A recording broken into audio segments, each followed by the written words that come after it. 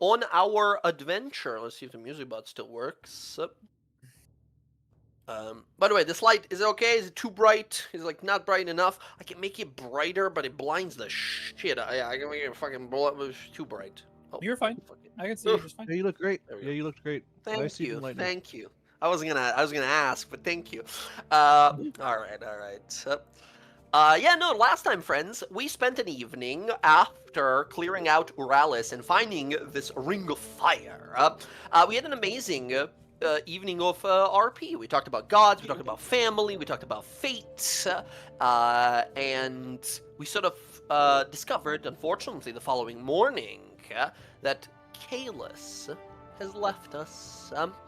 By the time the morning rolled around, we looked into that like letter that we found, a bunch of scrap kind of moldy pieces of parchment that we managed to sort of kind of read through due to some very high investigating. It was a love letter, it turned out. We removed a curse of wasting from our monk barbarian. And then we found out about the, devastatingly destructive and unstable power of this ring of fire, which nearly blew off Air's arm as she fired off a massive delayed blast fireball at 9th level. We got what we came for. We then returned to Uthadern. We got introduced to an individual who was waiting there. Maybe not waiting for us, but waiting for destiny, legend, prophecy, whatever it is. It has led us to us. One Leander. Leander Vale was introduced to us, seeking this prophecy and a legend of his own, as well as a cure, a solution of sorts for something that has happened to him. We then sort of got to learn a lot more about him. We went sort of partying at the Broken Stool Tavern again, or bar again. Karnak, out of everyone here, got a little more insight into our new companion, seeing a little bit behind the curtain of confidence, while Kiara and Air had a sort of had a little conversation about what a great gift would be for someone significant or special to you. In the girls' bathroom, yes. We then long rested, and we are now about to sort of prepare and leave for Islecross to our next location of interest, where the next ring, this powerful ring, should be located. And yes, we leveled up to 6. We're level 6 now. We're cooler than we were before. More powerful. So, friends, one last thing that I didn't do for you guys last time is pay you your money. You have one of the rings, and therefore, everyone go ahead and mark down 1,000 gold individually that you get. Nice. I'm gonna just add. Leander, you won't get 1,000, but you will get a 300 Wow. gold signing bonus here. Nice. As you join, effectively, become hired effectively by the High Priest, and working on this, like, prophecy. Do they get more? Right. Do they get Caelus's gold? No, Caelus, well, no, because he's not around. This originally was told to you guys, like, you'll get 1,000 gold individually, aka whoever returns alive will get paid. That'd be 100 platinum, right? That would be 100 platinum, yes, to keep it simple. If you don't want to lug a fucking, Scrooge McDuck-sized bag on your shoulders with a ton of money in it. What if you're into that, If you want to, it's a little bit of weight, but, that's a great improvised weapon, huh? That'd be funny. I'm gonna beat you to death with a fortune. Cha-ching, cha-ching, cha-ching every time. Imagine, though, a flail with a reinforced leather bag that you beat somebody with, like, it's just, like, full of, like, diamonds and platinum, right? Platinum, You could call it the misfortune. Yeah, that's cool. Excellent. There's a magical item. I don't think we ran into it yet, but there's a magical battle axe called a battle tax that like spawns money every time you crit people with it. It's like a big golden axe. That's I amazing. need that, and then Yeah. me Yeah. and Karnak are just gonna go stand somewhere for a while and be like, "All right, buddy, you're Sound of a resistant, cash okay? register while you guys are beating the shit out of each other. Just hold on, I'll share the profit." Yeah.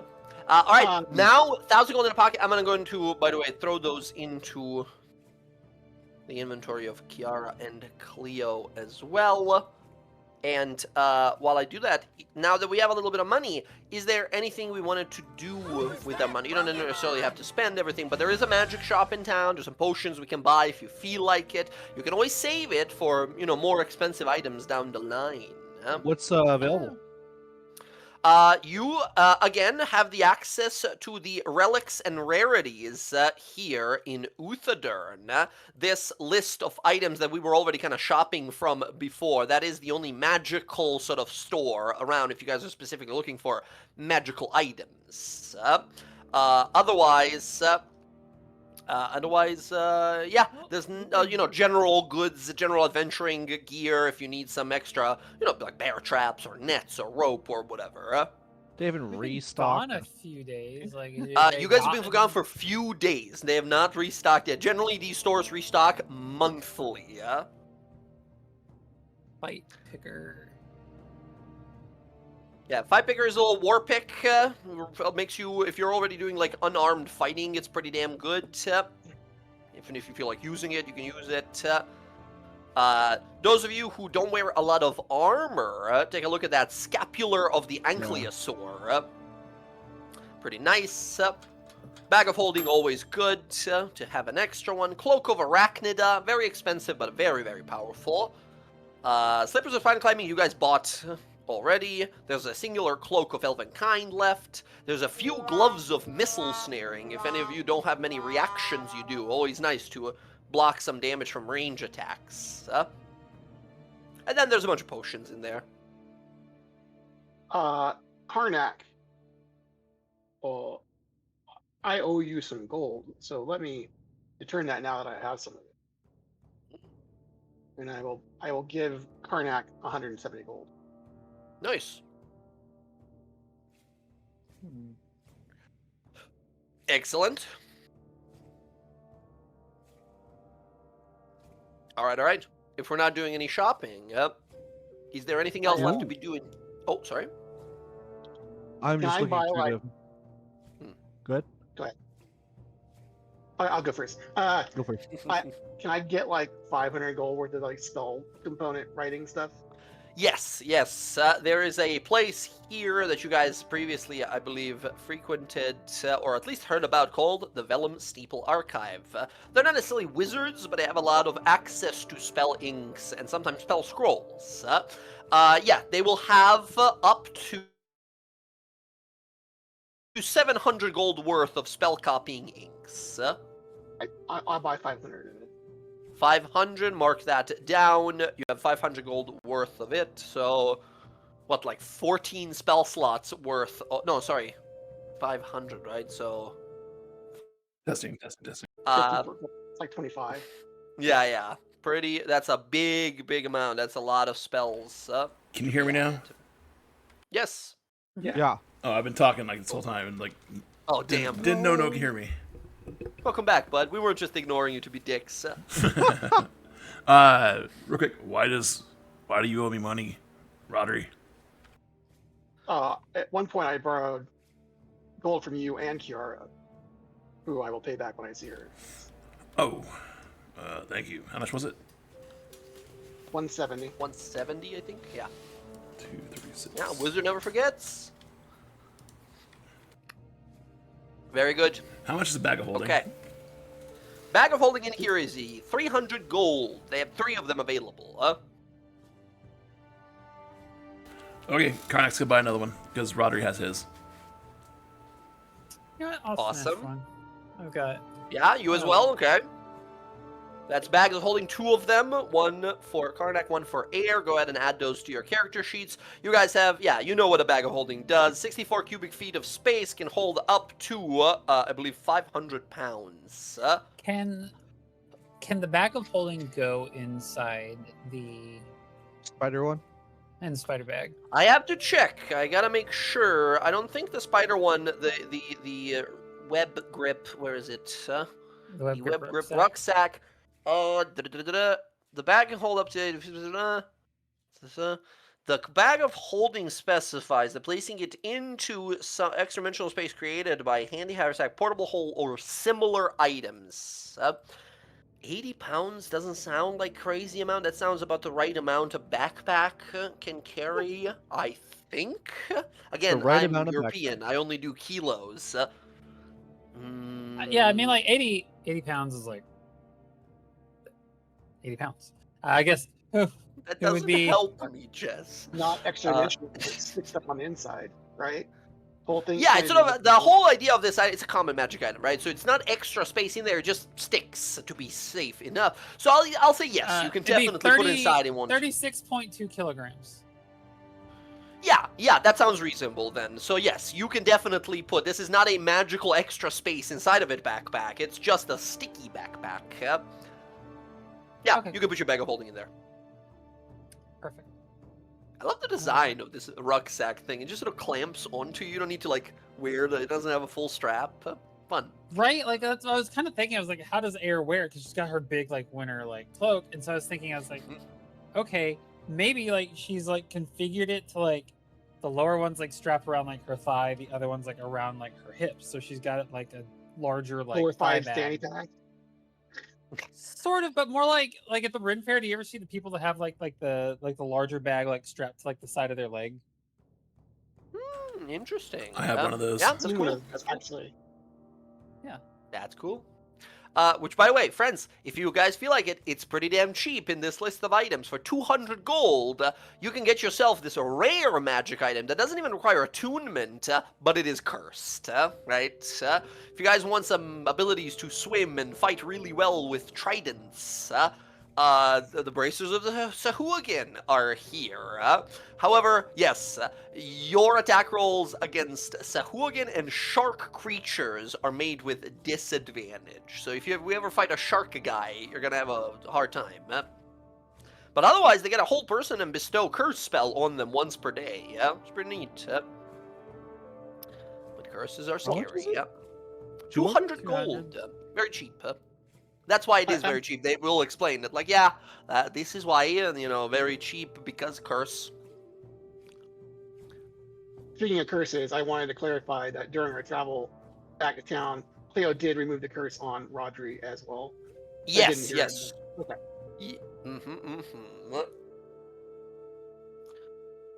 Okay. Bestow curse do.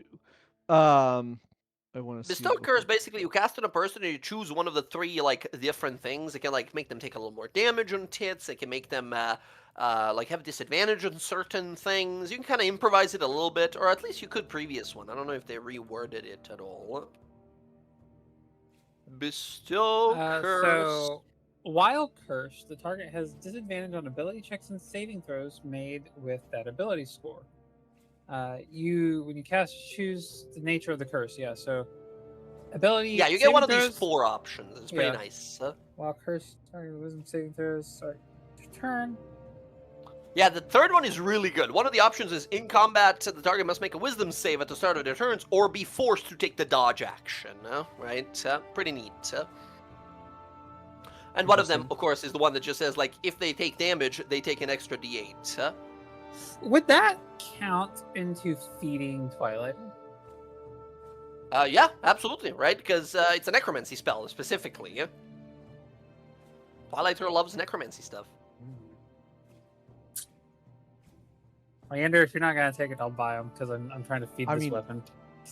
It's extra spells for Warlock. For a Warlock, once which per is day. super nice. Yeah. Like, that's pretty good. Like, Old person alone in there I is think so, alone yeah. pretty much worth it. Okay. DC 15 is a pretty good So- number. Here's what I'm buying. I'm buying all 4 Eyes of the Dire Newts. That's crazy. All right, because Um, we didn't have a warlock. This was just in the shop. I didn't even look at how that worked out. Yeah. You use it up when you cast Hex. Hex becomes a D12 instead of a D6 for that casting. Yeah. I will then. I think I'll get the bracers of the. Where the hell have you been, Loka? Hey, there she Sahagin. is. Welcome.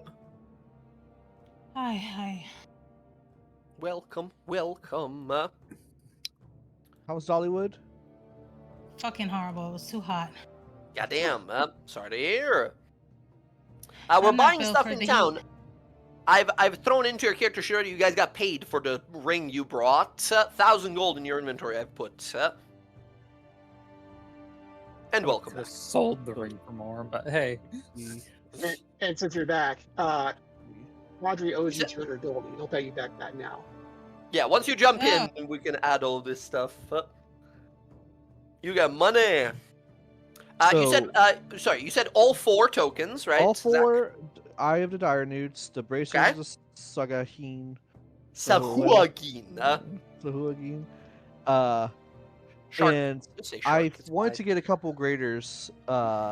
So Couple of graders. So- They have 10 so- available, 80 gold per. okay, so 60, 260. If I do 2 greater healing potions, that's another 160. So what is that? 320 gold total, right? How many potions are you getting? 2. 2. So you got 200, you got this thing for 60, and 2 of these for 160, because they're 80 each. 420. Nice. 4. Damn. Okay, I can't quite get that because I have 400 gold. So I'll try to haggle. Mhm. I'll try to haggle a little bit. Give me a persuasion roll. You know. Flaming long-haired dwarven woman, sort of looking at you here.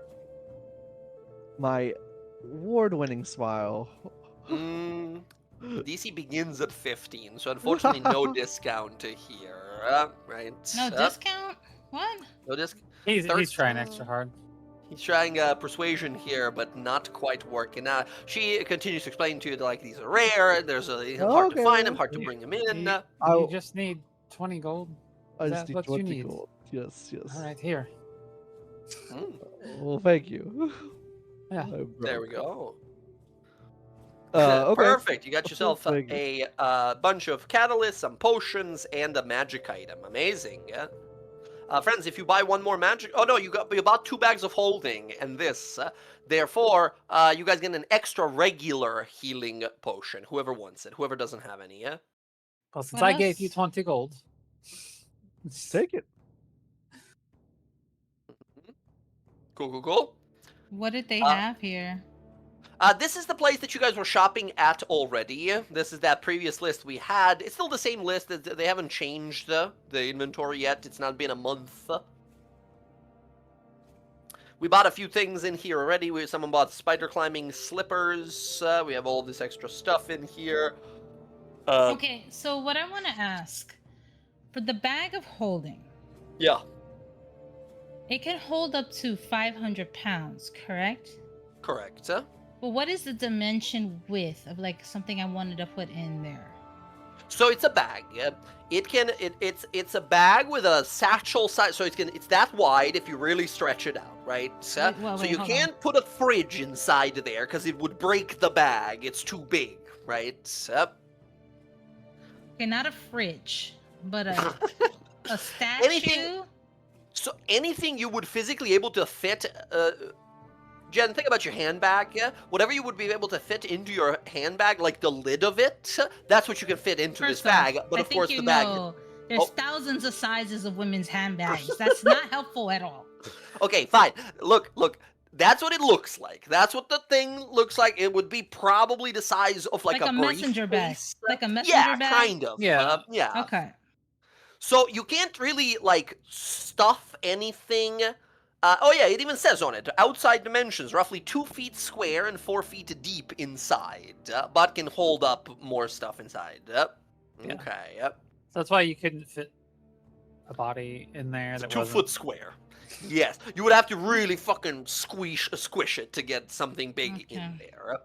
But technically it's way bigger on the inside, right? So you can like put your hand in there and summon something in there that's big, but, you know, it would have a hard time getting out. I know it was immediately decanonized like the moment it came out, but the fucking book about like deck of many things, the book of many things. There was rules about like the bag of holding that like if when you're putting something in, if you damage it, it just spills everything. Yeah, it'll rip and all the items inside are lost. As they end up on the astral plane, just shot into the space. Well, I'll get one of those too, because I have some things that I want to put in there. Hell yeah, that's the last bag, and that's a 1 extra healing potion. You can have it yourself, Kiara, if you want to give it to someone else. You can. Okay, and so you said I got 1,000 gold. Oh, I see. I've You added. put it in. I've added 100 platinum into your inventory, I believe. Okay, and then And I Roger gave you- needs to give me Roger money? gave you 170. No, Because you you 200. Oh, Oh, you 200. killed There at we go. 200. Yeah. Because you borrowed him some money before when he needed it. Okay, so then I'll take his 200 and I'll only use 100 for this bag. Cool. So what is that? This 10 lady is not PP? super magical. She can't decorate these for you. You guys gotta decorate your own bags. But that's only 10 platinum, right? 100 gold? 200 from him and 10 platinum of your own, yeah. Nice. Yeah, I don't think there's anything else that I wanted. I mean... Cool. Alright.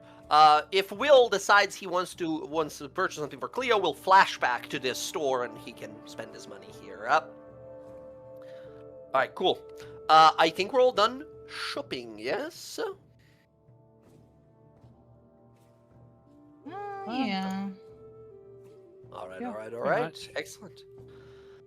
Friends, I think you guys meet up one last time with, like, Tiswin sort of, when she, like, brings you guys your money here, that, like, evening before we are leaving, yeah, right? We've been drinking, having fun. The next day is, like, a little more calm and such. Tiswin comes over, gives us our money and everything, and the High Priest shows up as well, just to say, like, okay, you're going to be leaving now. You're going to be away for some time. Stay safe. Don't dying in the snow. He's doing good job so far. Already surpassing what I think you can be doing. So don't die. If you need some help, don't ask. I hire you because you're capable and you don't need help. Okay, good luck. I have to go meet King now. And he turns around and waddles out of the room. As Tiswin says, he's very Man. thankful for... Yeah, okay, I can't really defend that well. He's a little weird, if I'm honest. He's very... That's the thing I heard as well about Moradin followers, especially dwarves. They're kind of straight as an arrow when it comes to beliefs. That's why they can feel very crude sometimes, dwarves. And the High Priest is very singular of his mind and belief.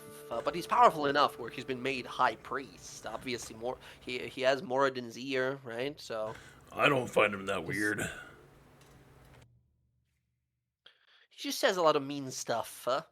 I've known a few followers of Moradin, and they were never that's like just direct. Caelus? Oh, direct. Yeah, direct's good. But different times, different ways of being. Okay. Oh, I don't believe we've properly met. Kind of looks over here to Leander. Says, I don't believe we've properly met. My name is Tiswin Bravepass. I'm one of the King's Guard here in Nuthadern. Excellent to meet you, Tiswin. Name's Leander Vale, at your service. Does a little Leander, bit of wow. bow and takes her hand and does a little. She kind of smiles, blushes a little bit, says, "Oh, quite a gentleman. Thank you. You are the one that came here after we left, right? You were with the priest. I heard just brief mention that This is somehow this whole mission is high priest said is personal for you. Yes, indeed. I'm trying to save my sister, who has been magically encased in ice. This is a pretty interesting affliction, but Oh wow, I'm so sorry. it happens, I guess, in all these legends and stories. But I guess this is my call to action, right? Uh, as someone with Wow. what'd you say your last name was? Braveheart? Brave pass. Brave Pass. They I mean, will that's never take our freedom. Yes, that Brave I mean pass. Sorry. that's quite a name. I'm sure there'll be many I'd love stories to. about you. I'm certain we'll have some time. I believe we have a few days by sled and then about a few days by icebreaker ship as well to make our way back to Islecross, which I believe the Hyper said you might be our guide. Yes, yeah, I'm from Islecross. It's home, so I Wow, from Islecross. I didn't actually know many people were from Islecross. Seems too dangerous, no? you get used to it. Just a little chilly, if you know what I mean. That I get. All right, well, kind of looks through the group, says, if everyone is ready, yeah, I've got dogs and sleds ready for us outside to travel back to Palebank Village. That's where we'll be Before- taking an icebreaker ship, the same ship actually, the Remoraz, that we were traveling on before. No. Before we travel, I have this book that I'm using right now, but someone else in the group may get better use of it. Is anyone interested? What book What is it? book are you referring to? It's the Tome of Undead Slaying. Tome of Slaying, this one in particular is the Undead one. Since we were about to go fight a bunch of undead Yeti, I believe. Not Yeti, they're giants apparently. It's Oh, the place undead we're going giants. to is called it's called the Fort of the Dead Jarl. And Jarl is like a frost giant title, like a leader title. So someone else more martial than I may gain some advantage of it. I mean, I would use it for the knowledge piece, but I will take it if nobody else wants it or needs it. I mean, you guys earned it, so I study Yeah. like what you're wearing. I don't mind. Does anyone else want it? I'm already capable of severely hurting the undead, as it is. I mean, Well, I'm more than capable of giving him the old one too, but this always gives the extra little punch. Too many words. I will hand you the book. Excellent. Excellent. Yeah, Zach, go ahead and add a Tome of Undead Slaying. This is another attunement item, just keep in mind. While you wear it, you can ignore the first part. They got rid of that. The 5e no longer does the, if your weapons are non-magical, you do less damage. Most monsters don't really do that anymore. But you have advantage on any checks to recall information or to track creatures of undead type. And once per turn, if you miss an attack roll against them, you can choose to reroll and must use the second roll. And Gotcha. then, of course, you get resistance to necrotic, and your hit points and abilities cannot be reduced by undead. Nice. Super useful. Cool. Big old book, anti-Necronomicon that you got. All right. Perfect. Excellent. I believe that means we set out. Friends, the next few days are basically a montage, right? We see you guys getting up on these sleds, moving down the Flotket Alps, the distant fumes of smoke from the volcano Kravarod behind us. We see a day pass and us, at night at a camp, talking, sharing food, talking amongst themselves. The following day arriving into Palebank Village, where some of the people sort of recognize us there, have a little conversation. The mayor, who is still Elrode, the mayor who we sort of helped a few times before, first with that disease that was spreading around, and then with the Yeti kidnappers and everything. They welcome you guys back. All of you can go ahead and add 5 extra food rations from the villagers here, who are very thankful to see you again. Except for you, Leander. They don't know you. They look at you weird. They just They think don't? you're some other guy. And then you guys get on this icebreaker ship, the Remoras. And the next 4 days, you guys are pretty much stuck on, in quarters, ship quarters, just day passing by day. However, you're not the only ones in there. There's plenty of opportunity for conversations and such, should you guys wish to have them.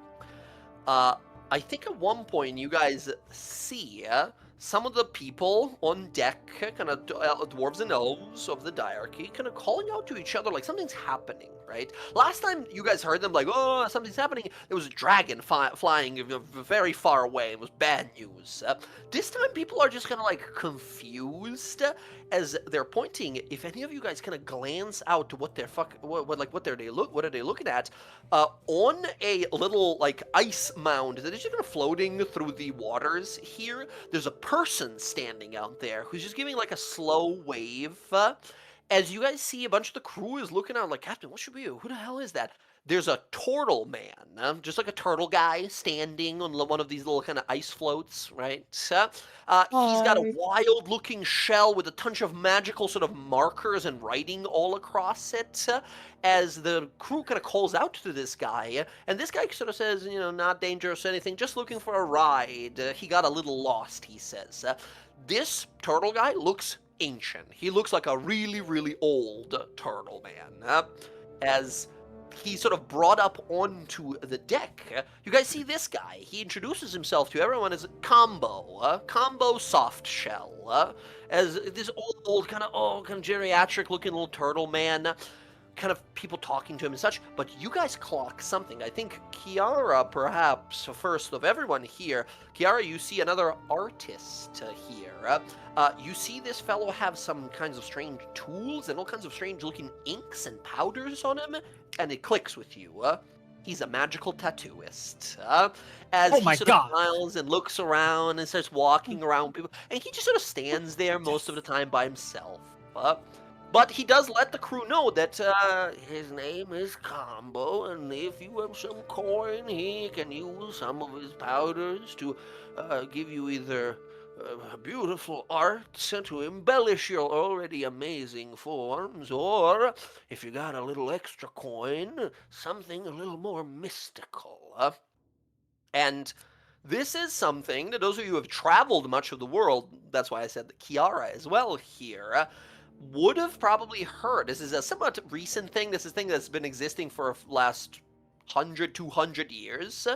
Kiara, your Bardly Tales, you've heard there is a certain lineage of turtle men, of these turtles, that have...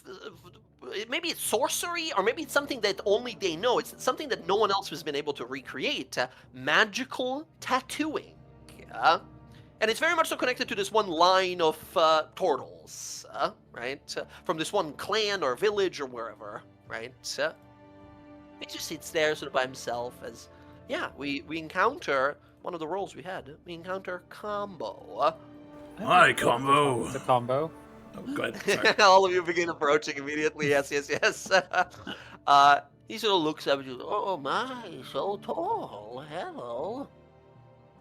Greetings. I overheard you talking about tattooing. What exactly are you capable of putting into them, as you described?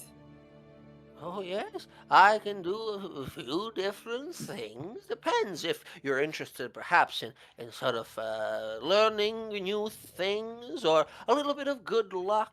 Maybe a little chaos is what you enjoy in your life. I've been a fan of a romp around in my youth myself. And he goes on for a long time before he actually explains to you what he actually does. But friends, we encounter a magical tattooist, and here are his magical ink options that he can do, friends. You guys can get one of these magical tattoos. There's only a limit of one per person. You can only get one tattoo on yourself. However, you'll see all of these inks that he can apply to you, and the very last one is called the Ink of More Ink, where he can put another tattoo slot on you, so you can have like multiple, up to 3 total, not including the Ink of More Ink. But you'll see some of them are very expensive, as the materials needed are something, ground down bone marrow of like powerful dragons. That's the Ink of Understanding one. There's Ink of Tranquility for some advantage on your first roll per day. Ink of Undying, letting you sort of heal if you take a massive amount of damage in a singular hit. Shared Pain, making you sort of reflect damage while you're bloodied. Superior Teleportation, that says whenever you teleport through any spell or magic or means, you can teleport up to 10 additional feet. Ink of Chaos is once per day when you roll a 20 on a d20 test. The Wild Magic Surge happens. Something weird and unpredictable happens. And the last one is just more tattoos. And he offers all of these, should you guys be interested. Otherwise, if you guys are looking to get a non-magical, just some cool tattoos, he's expert tattooist and will do any sort of regular tattoos you want for 2 gold pieces. Take a look at these, see if you like any. Who's that Pokemon? The Ink of the Undying. Mm-hmm. Does that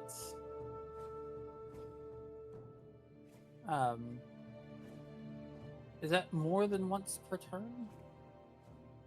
Or like more than like once per like Oh yes, I should have written it. It is a once per day ability, yeah? Gotcha.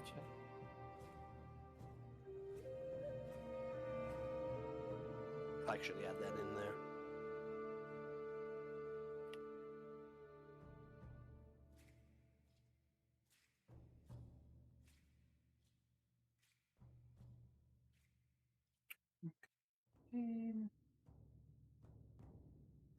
Superior teleport. I don't teleport. That one sounds kind of neat. I don't teleport.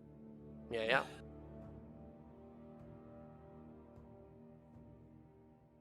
Ink of Chaos is That would just have been great on being... on Alondra, right? Your Fey step ability, just pew extra range on it. Yeah, that sounds amazing. Ink of Funky more stuff. ink. So if a tattoo, if you say you have one tattoo slot, right? Like that's I'm assuming what we have. So if you get the Ink of more ink, It then doesn't that fills apply up to the 3 that you can put onto you. Gotcha. Okay. So realistically, you get one, you get Ink of More Ink, that makes you have 2. You get another one, you get Ink of More Ink, doesn't count against it, so you can now have 3, right? But that means each Ink of More Ink is like 1,000 gold. That's the most one of the most expensive things on here. I was gonna say Ink of Understanding being 2,000 gold. 2,000 gold, you get 1 skill of your choice, 1 weapon proficiency of your choice, and most importantly, 1 armor type of your choice. So, I Kiara thought can it was picking one. No, That's pretty you cool. get all 3. So, for example, Kiara can be like, I'm gonna become proficient in athletics, I'm gonna be proficient with great swords, and proficient with plate armor. That's what I am now. That's what I do now. I was gonna do that, but I don't have 2,000 gold. So. A lot. That's the most expensive one, yeah. Yeah, because I would love to have some kind of armor, not wear light armor. That would be really important for me. I mean, technically, light armor. I would allow armor proficiency thing on the Ink of Understanding to be a shield instead if you don't want any armor, but yeah, some sort of armor. Is there a way we can convince him to lower the price? I mean, I can. He doesn't want to lower the price unless you guys have any rare materials, either for crafting or enchanting or something like that, that he can use to make further future inks. Oh, I hey. hate collecting shit. I know So we have I. got Mimic's Heart. I got 3 Mimic's Heart. I don't even know what the fuck that is. Those That's a were... spell catalyst you bought. Yeah. Oh. Let me show you here your Mimic's Heart. This is what a Mimic's Heart is. When you cast Disguise Self, you can choose it to become infinite duration, right? It doesn't have a timeout. Yeah. Okay, yeah. No, I need those. No, I need that shit. Yes. yeah. What was it? I have. No. I have a never jade mind. statue. I don't think he can grind that shit up. No. He's looking for stuff that, like, part of a monster you killed, or some sort of rare. This is where this guy might be an opportunity for us, like, when we kill monsters, we can get their, like, rare parts, give it to him, he gives us discounts, cool tattoos. He may even develop. So new tattoos. yeah, Karnak has 4 saber-tooth tiger claws, a Rimmeraz fang, a white dragon claw. Tiger stuff he doesn't want. Remoraz, that immediately gets his attention. That's a magical beast, right? And he's immediately interested. Also the white dragon claw. Also interested. The Avatar Ice Yeti's horn. Interested as well. Those are all good. And Yeah, that's, okay. Let's go down the list here. I'll give you the prices for those. Usually you can sell those. This guy will take those for twice the amount. He'll pay twice the amount for rare Oh, cool. ingredients. Let's go one by one down that list again. Resmeraz Fang. I've got How many? One? One. Okay. He will buy that for 100 gold off you. That's of all the things you mentioned. That's the rarest one. Okay, and the Avatar Ice Lord, forget his name. Horn, horn. Avalon, yeah, he will take that. Yetis are, funny enough, he was a big tough guy, not as tough as rare as a Remoraz. Twice the money, he will buy that off you for 60, yeah? I'm gonna hang on to that one. And then, Okay. what was the last one? The Ice Dragon something? White Dragon Claw. Singular one? Just one, yeah. Just one. He'll take twice the amount, so 20 gold for that one, huh? We'll hold on to that too. Better as a trophy. Conversely, when we were harvesting the ice dragon, Karnak gave me a white dragon fang. Similarly, they sell usually for about 10-ish, so he'll buy it for 20, yeah? If it's just one. Okay, so the Resonance Fang would work because I have enough. 100 gold. Right, because I have just enough. I have just under 1,000. So Karnak will get the Ink of Undying done. Ink of Undying, awesome. Karnak, by the way, Rav, you can just copy this into your character sheet like a feature, right? Once per day, if you take, what's your maximum hit points? 49. 49. So if you take 25 or more damage in a single hit, you can just immediately, no reaction necessary, it just happens instantly. You heal 10 times your proficiency, yeah? Which is Proficiency 30. 3, you heal 30 immediately back, right? And it specifies, yeah, if it doesn't kill you outright, which by the way, that doesn't mean that like it drops you to 0. Kill you outright means like double your hit points, you're instantly dead thing, right? So if it brings you to 0, you can still do it, as long as it did enough damage. Okay. What if I go down to So 1? Rodri has I'm going You will spend, by the way, 3 hours laying down as he's going to be tattooing onto you, right? This is like a long process. It's not just like a tap and it's done. And tell me, where does this tattoo go and what is it going to look like? Let me think on that while you deal with everybody else. Cool. I'm going to do the same tattoo. I'm going to spend my 1,000 gold I just got. Ooh, okay, yep. Ink of Undying as well for air as well. Jess, if you already have an idea where it's going to go, what it's going to look like. Yeah, so Air's is a bit more like through the process, like she's probably got Kiara holding a shawl or something up so no one's like staring at her. But it starts at like her lower lip and it's gonna go down the front, down her chin and neck, down to like into like her sternum. And there's going to be like right there, it's a very like she gives him the symbol of Nahal that she has. And like right over like her heart, a more embellished like version of it, like right there. So like kind of like links together. It's like more like symbolic of like body, mind, and spirit and soul. Very cool. Kind of thing. Very cool. Awesome. Yeah. Few hours you're going to be sitting or like moving, rotating around and such as he's going to work. And again, this person is like, you look at him and it's like, I don't know if you want him to do it. He's like shaky hands, kind of dopey looking and distracted. Once he starts working, he's like perfectly calm, locked in, fucking super precise. And honestly, that's sort of a thing that's like, wow, it looks even better than I thought it would. Like, he took your idea and added some stuff that you even didn't know that, like, that actually works. That's great. I like that. 10 out of 10. Perfect, perfect body work. Can I ask him, are you familiar with other tattoo work? Like, can you, like, look at something and disseminate things about it. Some I've seen much fine artwork out there. Maybe if it has to do with art or tattooing, most likely I might. She's gonna like very briefly. She's gonna sit up and like show her back. Can you figure out anything about this? Mhm. What do we, the audience, see, right? As he looks there, as Kiara's there, helping keep it private. There is on her back it looks like if you looked at like the Raven Queen's like mask, but more in like an abstract form, like in between her shoulder blades. And there is like kind of like drawn as if like branching off of it by spirals. There is 3 raven heads, one to the left, one to the right, and one below. He stares at it for a little bit, scratches the side of his head, and says, sorry, dear. I don't know if I've seen anything like this before. No, I have not. I'm sorry. No worries.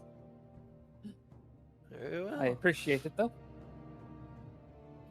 So nods, finishes work on you. Anyone getting anything else?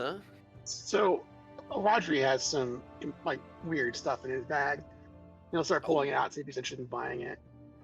Rodri Let's go down has the a list. small white dragon wing. Small what?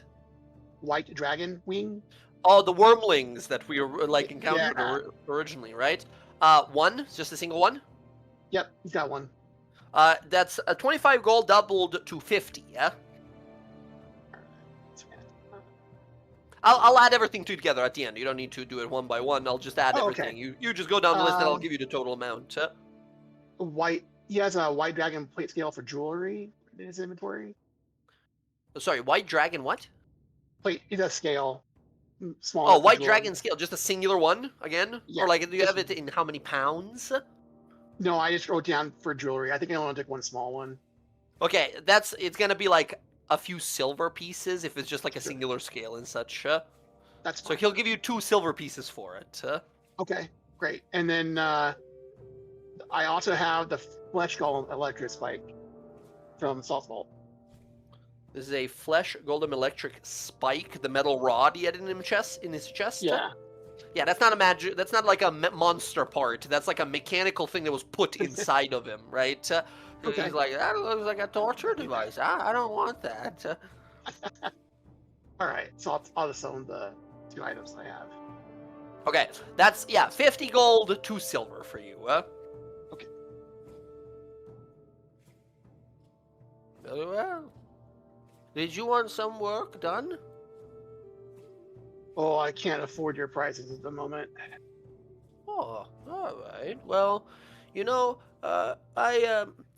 I don't have a lot of friends out here in the world, and not a lot of people who appreciate art.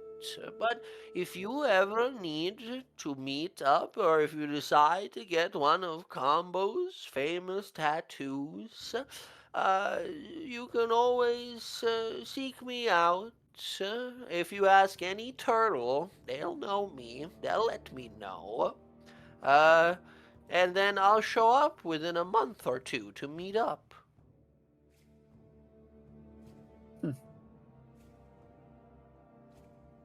Just smiling at you guys. Yeah, friends, if you need to meet up with this guy, you can't. There's very little chance you run into him, unless you have magical sending spell to just talk to him. However, if you talk to any turtle, the news will get to him eventually, and he's a turtle man. He walks kind of slow. He'll get there eventually. He'll meet up with you. He'll show up. I have sending. I have sending. Hey, there we go. Awesome. Anyone else getting tattoos done? Do you trade in scrolls? No, Do you don't need scrolls for That nothing. makes sense. Okay. Well then. All right. Poor Rodri. He sounded so defeated. Oh, okay. He just sort of nods. He does magical alchemy tattoos, right? No scrolls needed. All right. Although, friends, a few days will continue of travel, and we will make it back to Cyrilnia here, where the buyer is, and the buyer's hut is there as well. And he does have some new items as well. He's very happy to see you guys. Leander, you probably know the buyer, actually. You've probably been around a few times here. You might have even probably sold him some items you found in different ruins or excavated locations. Yes. That said, the buyer is very happy to see the rest of you guys here, and he does buy spell scrolls, potions, magical items, whatever you guys have to sell. Although, again, it's a very small shop. It's a shop, kind of, in a village of 200 people, right? So it's just magical goods coming through him down south. He mostly sells off all the rare stuff. He has 4 magical uncommon items if you guys are interested in spending some of your money. They're all very cheap. They're not very strong, but, you know, they might be useful. They have a 10-foot pole. He does not, well, regular one, he does. But welcome. Oh my goodness, it's been such a long time. Good to see all of your radiant faces back in this cold abyss. My heart warms already. Please, I have some new things to show you. My favorite customers. And he brings out a fucking, like a cocktail mixer. He brings out this uncommon item. It's called an alchemist's shaker, and it's used to pour a bunch of drinks in it, and then you shake it up. You can, if you want to, pour 2 potions, magical potions that do stuff, and gain one of these effects down below by rolling on the thing. Or you can just sort of mix some non-magical drinks, spend a 1st level spell slot, and get one of these effects down below. If you use a 3rd level spell slot or higher, you get to choose which effect. And if it's alcohol that you put in there, the alcohol will be twice as effective. And there are some fun things here. You can drink effects. The first one, you feel bizarre. You can see a new color, blurple or super pink, perhaps, right?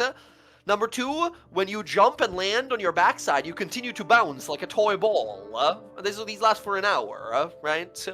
Number 3, you can mentally choose what your temperature of your body thinks it is. You're just drunk. That one is just like, you're kind of drunk. Number 4, you feel connected. As an action, you can learn a willing creature's favorite color. Number 5, you feel poetic. You can effortlessly speak in perfect meter and rhyme. They may not be good, however. And last one, you feel dancy. When you dance, illusionally glitter shimmers around you. Just a mixer, just a shaker. How much is this? 100 gold pieces for this. Oh no, sorry, my bad. This is 80 gold pieces. I'll buy it for 80 gold pieces. Awesome. You have yourself the alchemist's shaker ready to go. Can you mix drinks for us, please? I was gonna hand it to the people who make food. Here you go, Connor. Oh, awesome! Thank you. He's gonna stuff it in his bag of holding. You know the shaker. You know how to make drinks, or you just gonna throw random shit in there? Cause I know if how you to make want drinks. special recipes, you probably want to give it to Rodri. Well, I used to make drinks. I used to work at a bar, so I mean I could do it. Oh, why did you just hold on to it then? I would love a Kiara drink. Don't you have one? A few nights He does. a week. He gets all the drinks he wants. Mm-hmm. All right. Well, whenever you guys want to drink, you know, it'd be kind of funny if I can put these things and I put it in people's drinks and see them get all fucked up and they don't know what's going on. So, Yara, you see, the buyer says, with the purchase, a little bonus for me here. He gives you a whiskey bottle and a wine bottle. Says, do with them what you will. if it doubles the potency of alcohol, putting that dwarven special in there and then giving it to someone unknowingly. That's evil. Out of character. That's evil. That would be kind of amazing, actually. They just explode. Oh, sounds like a challenge. Oh no. It's not the challenge. I'm just saying. The DC is 40 to make the save. So it says if you mix 2 potions together. It says if you mix 2 potions together. Yes, so you see it has 2 parts of it in here. It's kind of formatted funny, but basically, if you mix any non-magical drinks and spend a first level spell slot, you roll on the list to see what happens. If you spend a 3rd level, you just choose what happens. Otherwise, if you mix 2 potions, some magical potions that you have, in this way, and roll on the table to determine the outcome, you can roll on the table twice and use the either roll. So instead of using spell slots, you can use magical potions to like make this drink. Right? It won't retain the effects of those potions, right? It'll just let you, like, choose better options, I guess. Again, it's a very weak magical item. It's not supposed to be, like, super powerful. It's just very cool. It's very fun. Next item he has, this one's a little more expensive. This one is 150 gold pieces. He has a Wand of Dowsing. A little magical wand that requires attunement. It has 3 charges, and you can use one of them to cast Locate Object. However, if you are using it to detect water, the range is increased to 10 miles instead of 1,000 feet. So, if you ever end up needing water, this wand will help you find it. He looks at this one like, yeah, I don't know about this one. I'm not sure. One of the adventurers that came through brought this in. They found it in the ruins, like many of the things here. I don't know who would need this. I mean, this whole island is surrounded by water. But, hey, maybe we'll ship it off to the desert continent. They always look for oasis out there. I whispered to Connor, he couldn't have a damn wand of fire or some shit. He had some water nonsense, like, we need this. I mean, next could thing make he a brings bridge out. with it. Next thing he brings out is kind of interesting. He brings out a scabbard made of wyvern leather. This is a wyvern stinger scabbard. You put a sword in there. You draw the sword, and once per day, first time you hit someone, they take 46 poison damage and make a con save or become poison until the end of your next turn. Good. Not Once you too use much, up that so- attack, you gotta wait a day. Just empowers your very first attack. Could you fit into the halberd in there? It doesn't look like it here. I think it's meant for swords. I think it'll refit itself to fit a short, long, or great sword even. Scimitars, perhaps, but I don't think anything axe-shaped is gonna go in there. Yeah, it's an uncommon magic item, but it's meant for swords only. Yep. What is Twilighter but not a sword on a really long handle? Gigantic axe is what it is. It's a halberd. How much is This thing is 120 gold pieces. I have 0 gold. He has one last item. This one costs 50 gold pieces. He brings out the goose pipes. You guys see a set of bagpipes that faintly look like a goose, and you can use an action to play them and summon a swarm of geese. They act immediately after your turn, and they attack anyone. They're not your friends. A swarm of geese with a lot of health shows up and attacks anyone. However, if you're proficient with bagpipes, the geese are friendly to you and your companions and won't attack you unless you are hostile to them. So funny. It's just great item overall. You summon geese that are not friends to you. That's what it does. It's 50 gold pieces. I've got 36. Will you take it for that? You know what? Heal 36. No roll necessary. Says, yeah, all right. Just give Sweet. you-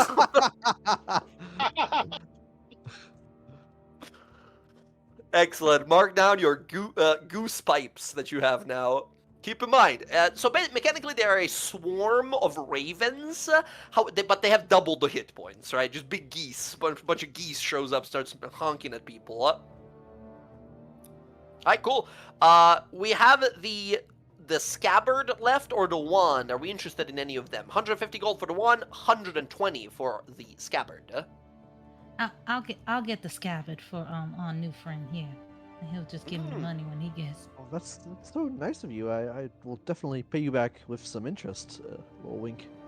I you bet put you the- will. Wand back up. I wanted to see it again.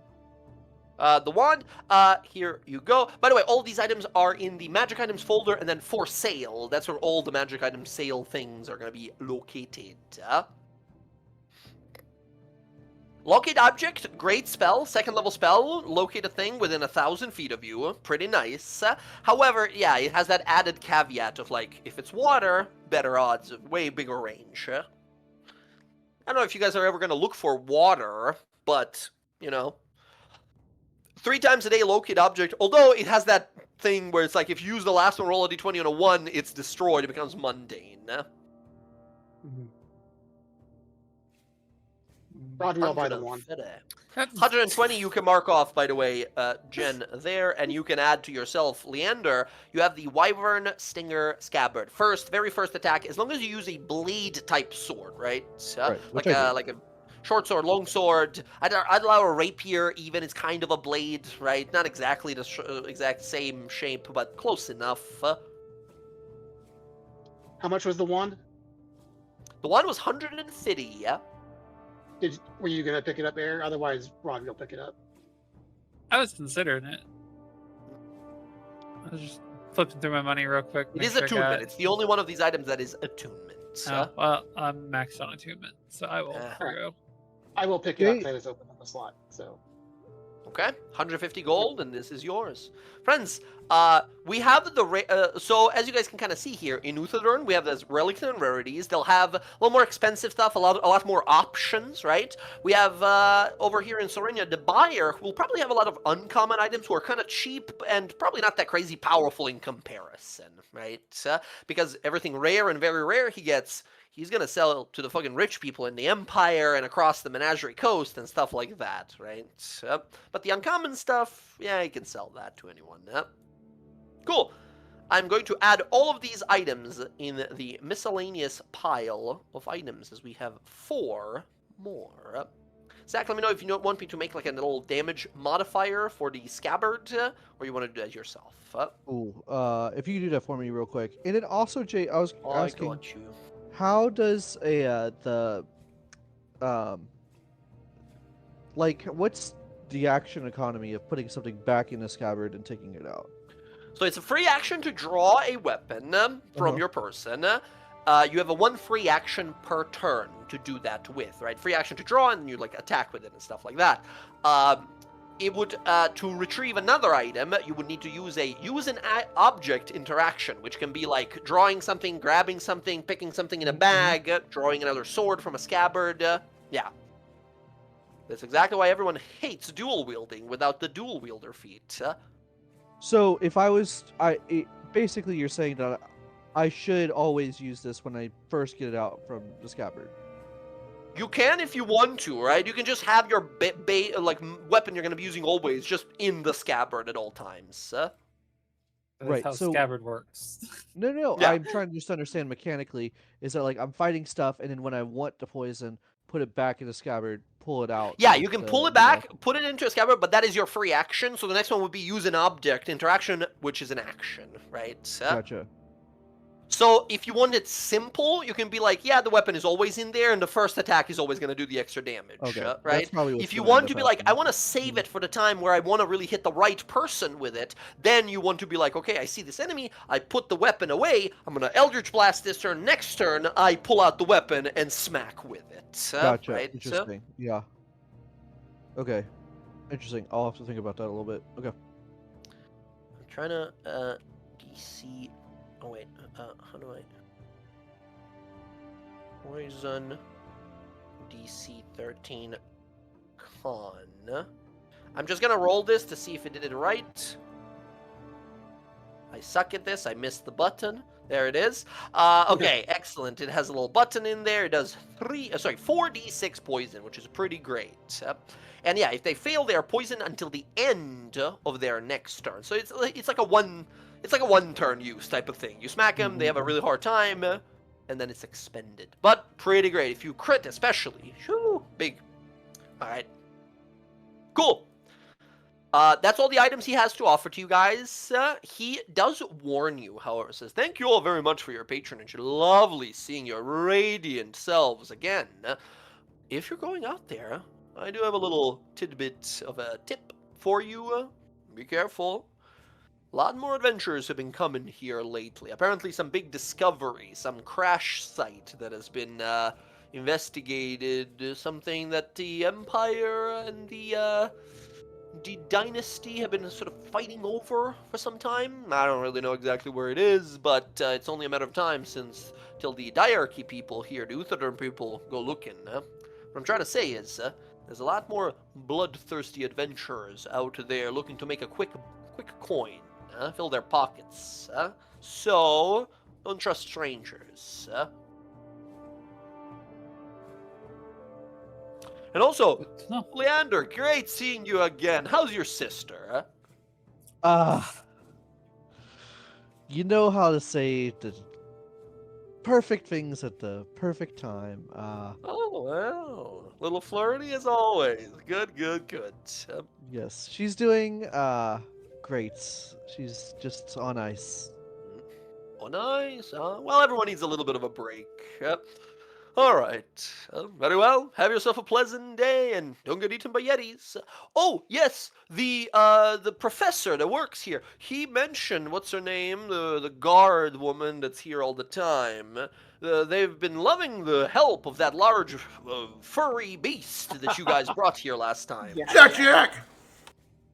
Yes. Oh, yes. Jack. That's what they called it. It's around. It should be in town right now. They sort of use it sometimes. It helps them sort of drag some logs out of the edge of the woods for you know, sort of warmth and cooking and such.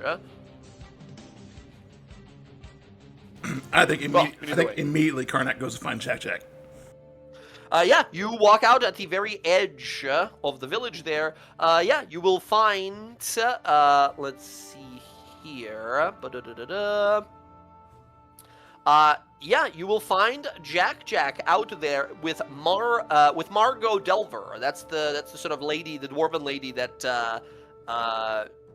sort of briefly talked to you guys. She had a little side conversation with Caelus back then, but she's sort of like, "Hey, you guys are back. Welcome.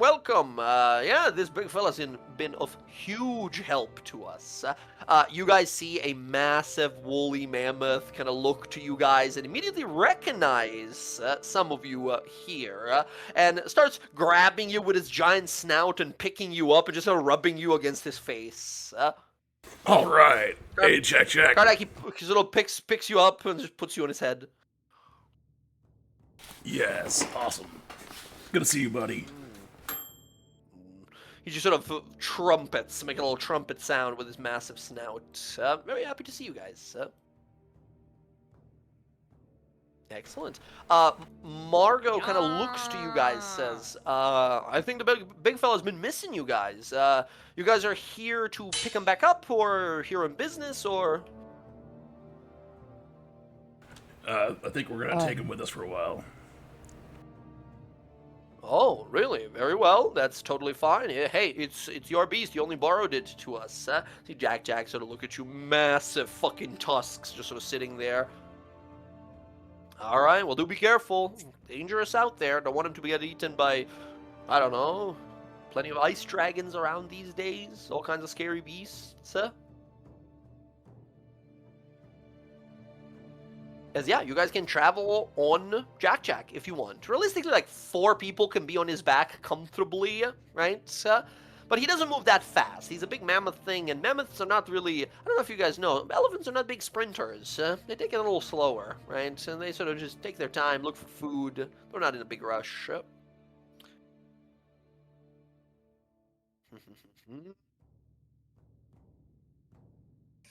Yeah, I think that would be. Just be careful with him. We are going to a place where things are likely to eat him. He's tough. You say that, but man, remember the condition that we found him in.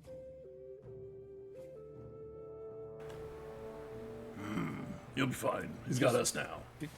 Be prepared for potential emotional damage.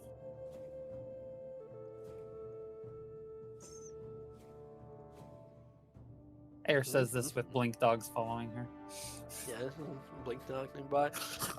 As looking around, just following us for some. Did you want to bring the blink dog over here, or did you want to leave it back at? I don't really have a place to leave them, so like she's just been feeding them and like having them. Tell the follow. high priest, like, can you look after my dog while I'm adventuring?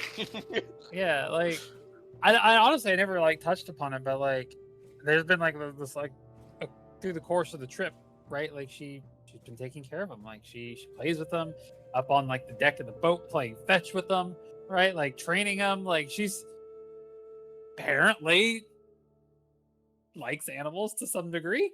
Mm-hmm. Cool. So Excellent. yeah, I mean they're good like boarding things. They can sniff and smell shit, so dogs are good. And these guys are slippery, so they just blink away. True. Excellent. Friends, I think with that, you head on out. Leander, you're kind of leading this expedition.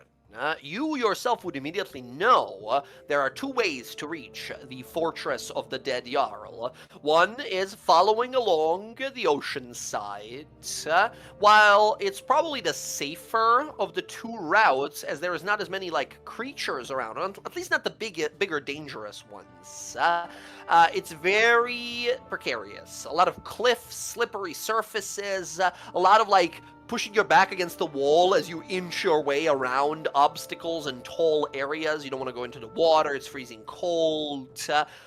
People are talked about there's a rumor of a kraken in the water down there. So water is bad, but you can kind of inch along the coastline.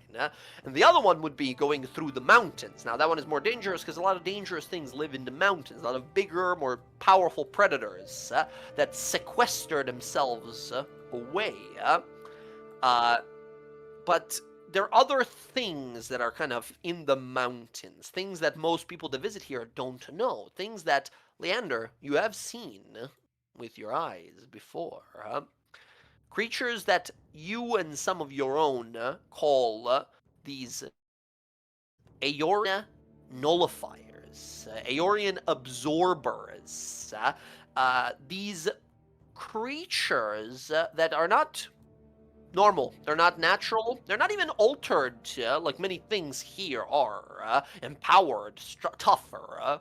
They are mutated monstrosities that must have lived in that ancient city that everyone scraps off, that Aeor place. They are mutated mage hunter creatures. They're a pretty bad time. So that's Okay, it. yeah, I communicate that, obviously. Which route What does you're telling us Leander is suggest? So, one more time, there was like the mage slayers and then So, the kraken. always a chance, right? so- None of this is guaranteed. Right. Mountains generally more dangerous just because there are more Oh. dangerous things that live in the mountains, right? Right. Along the coast, less monsters, and even if there are monsters, less dangerous monsters, but a lot more precarious terrains, cliff sides and slippery ice, edges of the fucking mountain that dangles over the ocean and such. So a little more of a precarious passage, but less chance of monsters. Gotcha. I kind of laid this out for the team. Yeah, Jack would not be able to go along the coastline. The He's coast, yeah, that's straight what up I kinda not going figured. to fit along these like. I would cliff kind of sides. say, hey, if we want to take this big, beautiful beast of yours, I don't think we can go along the coast. It is slightly safer. There's some scary things in the mountains. These like Aeorian death bots, pretty crazy, but we could take them potentially. Just saying, especially with this woolly fella here. But the coast is probably a little safer. There's risk both ways. Don't get me wrong. Krakens and crazy, isocross shit. But what's new? Oh, I vote for the mountains. All right, one vote for the mountains. How about the rest? Question, Jay.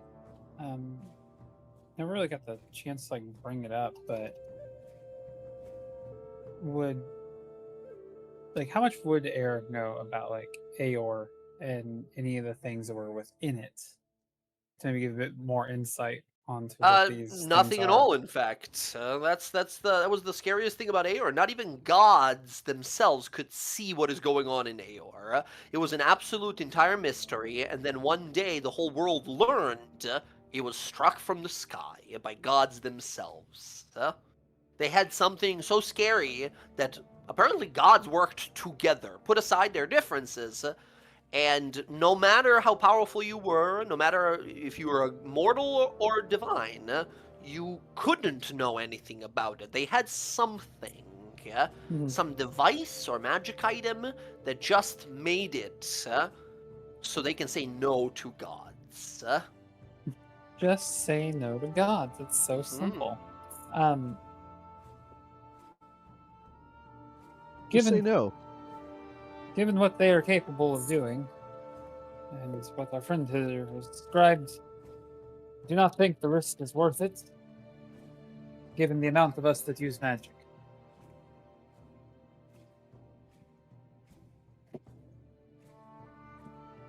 Okay. So I vote the coast.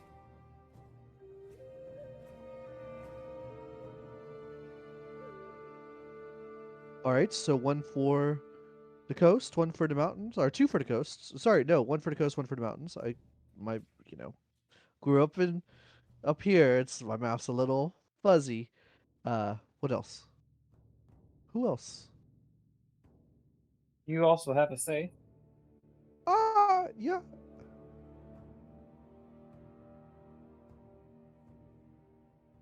I would prefer the coastline. Kiara? I really don't care. Whatever gets us there, to be honest with you.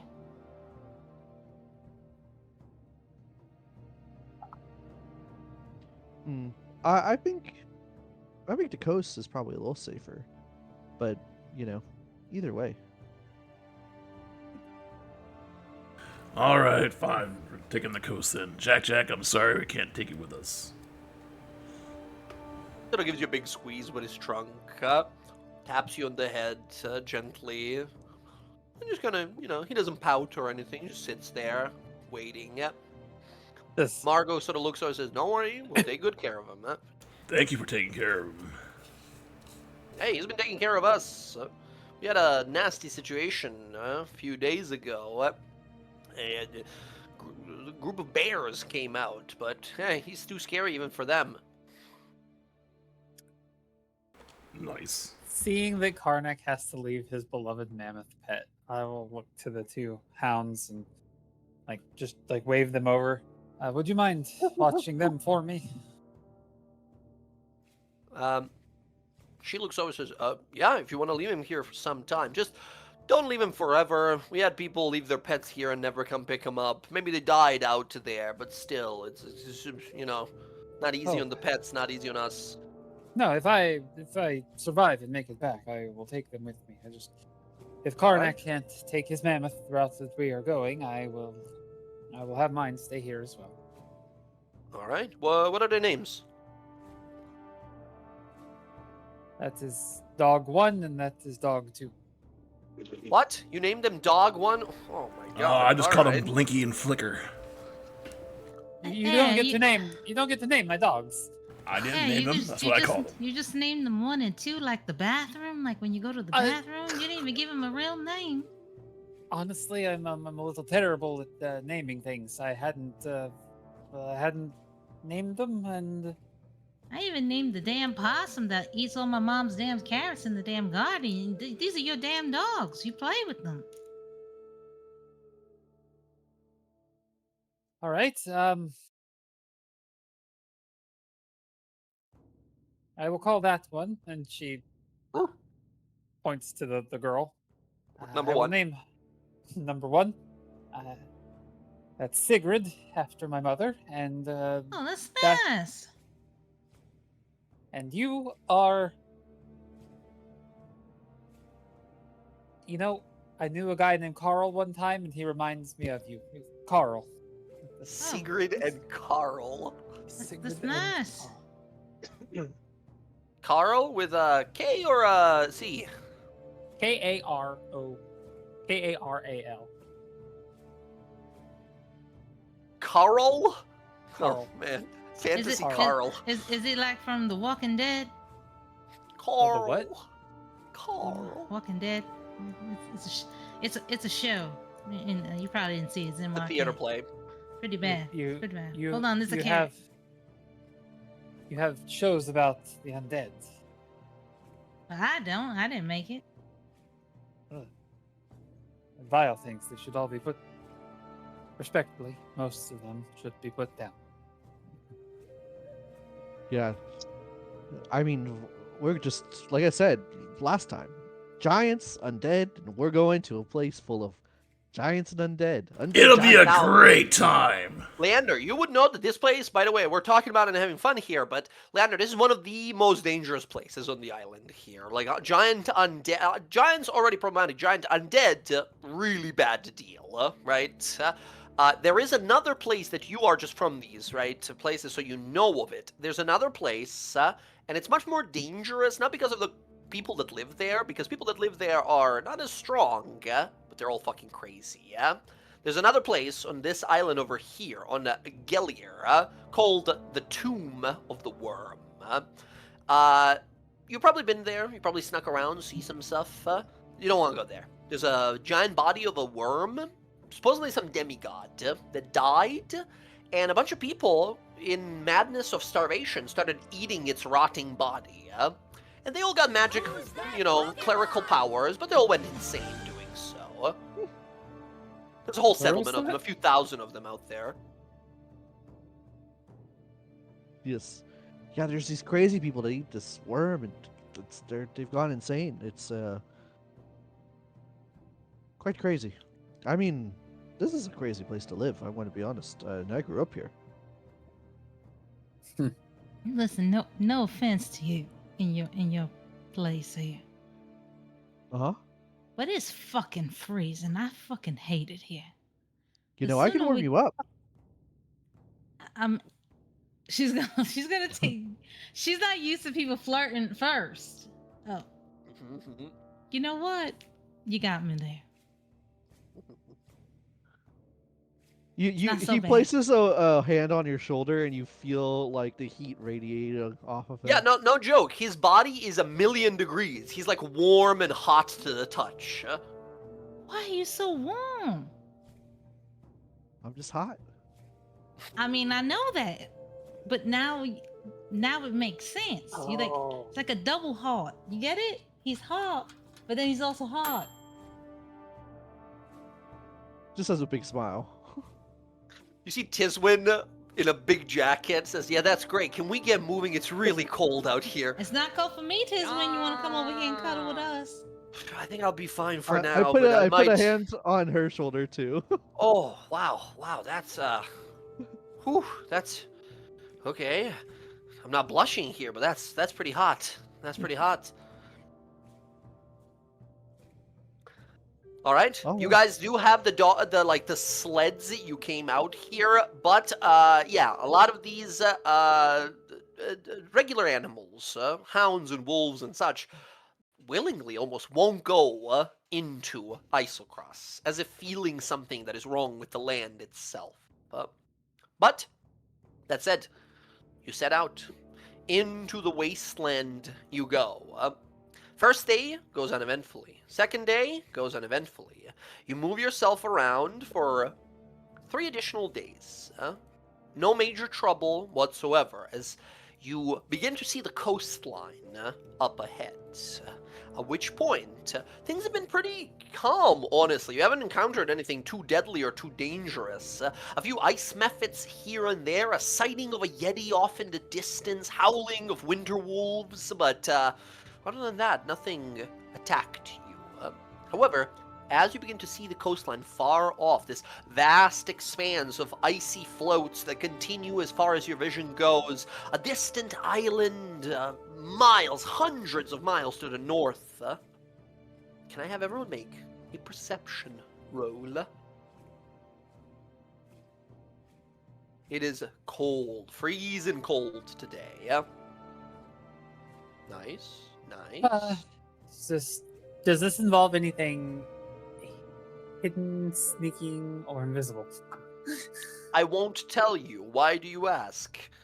I have advantage on that. If yes. Go ahead and roll 2 numbers, and I'll tell you if you do or do not afterwards. Okay. Very good, friends. All of you succeed here. Air, you succeed because you had advantage. Ooh. As you guys are riding on along here, you see the coastline up ahead, but you feel something. Something's off. You notice the snowbanks nearby, oddly shaped almost. You see footprints in the snow nearby. As you begin to hear that sort of compacting sound of snow being stepped on. That almost kind of rubbing sound as a heavy boot moves across the frosty powder. And as you see, a group begins to emerge from nearby rocks and such. Most of them hidden or believing themselves to be hidden, at least. But one individual stands in your path as you're heading north. Wind blowing, this cloak moving past him. You see a tiefling man. Horns upon his head. He's got blue, sort of crystalline, glowy eyes. Long winter cloak across his body here as he puts his arm out. You see a cloak that whips across his back. It's not familiar to most of you, but you clock a semi-familiar, like a more so like a badge clipped onto the mantle than like big flag representing this faction. You see a little pin with the symbol of an owl holding a crown, a known symbol of the Dwendalian Empire to the south. This person holds their arm out, and you watch as they kind of wave it around. A big icicle begins to form of snow and ice above his head and just kind of floats there, aiming at you. As Tiswin stops and kind of looks out, reaching for her weapon, this person says, now, let's make this nice and simple. All of your magical inventory on the ground, or things are gonna get really ugly. Whatever you found, whatever you brought, drop it, and you get to live. Don't, and you die. What if we like ugly?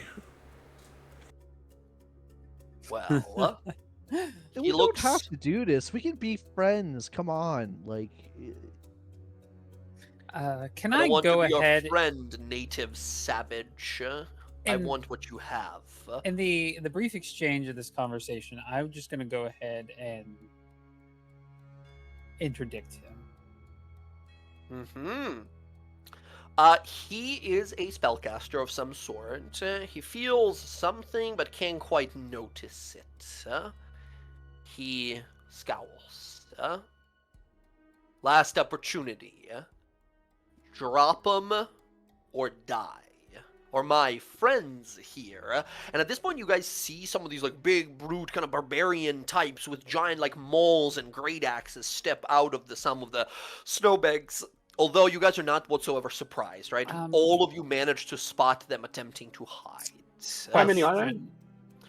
You see what looks to be 4 of these, or 3, I think, that you can see right now, these, like, barbarian types. But you also see 2, like, cleric types. They got a little shield and a hammer and a holy symbol around their neck. The barbarians. Yeah. Are any of them near him? One is, like, within 20, 30 feet of him. But they're, like, pretty widely spread out. In fact, now that you guys see them, I'm going to put you guys on a map here to make sure what you decide, but these guys don't want to negotiate. They want your magic items. That's why everyone is here. They want your magic items. Everyone here wants magic items. This is the guy you're looking at. All right. That guy. Uh-huh. I want to use my... where is it? My invoke authority on him. On the big dude, on the barbarian guy? Yeah. Ooh, okay, okay. Now, the moment you start doing something, right? So this is a magic action you take. As you begin to focus on him here, and he begins to feel something, the rest of them, they will notice, right? This is a thing they will notice. They have a wizard with them. He will know that it's magical. As the Frostlock, this tiefling, looks over and says, "What the hell do you think you're doing?" The hard way it is.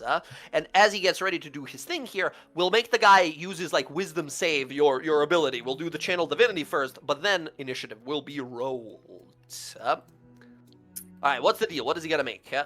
So he needs to make a DC 14 wisdom check at disadvantage if his strength score is less than mine. His strength is 18. His strength is less than mine. Yeah. Here's wisdom save with disadvantage. That's a 13 with disadvantage. Fails. Okay, yeah. You guys watch as he recoils and grabs himself by the head and sort of falls to one knee. As his eyes open, dark color, immediately magic that he loses his mind. He looks around confused. He looks to this tiefling. He looks at him and says, "What are you doing?" Go on, Destroy my friend. them. Break his horns off. This guy roars and charges at this dude, jumps and sort of swipes at him sideways as he's immediately going to rush at him and make one attack. He's going to hit him with this Sunder ability. 12 will miss. You know what, actually, to respect your ability here, he's going to be reckless, getting advantage on that attack, and doing a 19.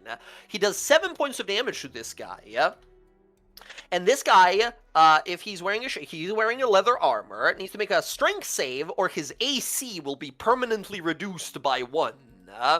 Here's a strength save. Oh, sorry. No, that's wrong click. Strength save says 16. He makes it. Plus 0 to that. He just lucks out of it. He gets slammed by this massive attack and is almost thrown to the ground here and looks up at him. "Idiot, what are you doing?" As the guy shakes his head confused, like, "Whoa," not understanding what's happened, and then turns to look back at you guys. "What did you do to me?" Initiatives, everyone. Okay, we got some damage in before the fight starts. But these are tough, right? We have 3 big barbarian guys, 2 clerics, and 1 frost warlock type. And no, these guys, they're not willing to negotiate. They want your stuff. They don't think you're tougher than them. Maybe they'll surrender if you guys outnumber them. But for now, no, they want to fight. And then I need the cleric as well. Initiatives. You guys are not surprised. These guys just get to join initiative normally. Here are the brutes. 17 for the brutes. I'm going to say the Frostlock has disadvantage because he just got mauled to the face. Instead of a 20, he will go on a 6. Very good. And then these clerics, 2 clerics that they have on a 7. They all rolled really low. Very good for us. All right, everyone, go ahead and move yourselves up to half of your movement speed as this begins, as they all begin to move towards you, and you guys begin to sort of scatter out as well. You will notice they have sort of encircled you. There's 1 brute behind you, brute and a cleric to your right, and a cleric to your bottom left, and there was a brute up there, but he went to smack his friend instead. Half movement, you said? Half of your movement speed here. Sick. Yep. Let's see. I've already given that man my interdiction, so I'm gonna start making my way towards. Do you want to activate it as well when his homie smacks him, or is he too Ooh. far? I think is it within 60 feet? Yeah, easily within 60. All the time, double checking just to make sure on my. Oh, range. you're asking yourself. Gotcha. Yeah, I don't want to be like, yeah, do it, and then it's if you're within 30 feet of the creature, so I have to be within 30 feet of him. and I don't think I was. You're still 35, so no, you would not have been. He still got the interdiction Yeah, it on was, him waiting to activate. No, it's within 30 feet of the triggering creature. But I was still far back. Yeah, you were like I- back. Yeah. Yeah. He's still marked. He's still marked. Yep. All right, yeah. And Tiswin, I got to roll for her here. She gets a 3. She's not going anytime soon. She will, however, move down here to just like block this guy from the bottom right. Okay. Cool. Everyone moving. Everyone getting ready here. Very good. Very good. Yeah, friends, go move yourselves half speed, and then let's take a little 5-minute break here as, yes, last time when I asked you guys for some rolls, yes, one of them indeed. Actually, Will roll all of these last time, because I had him roll because he said he would not be here probably this session. So don't is blame Will's me, fault? blame Will. No, I'm So if we kidding. die, it's Will's fault. All right. Excellent rolls from the party here. Pretty decent initiatives. Rodri, Darren, you're cursed, my man. I don't think I've seen you roll initiative higher than a 12 yet. It's been rough, but it's okay. All right. Very good. Friends, 5 minutes. I'm gonna go get a coffee. Be right back.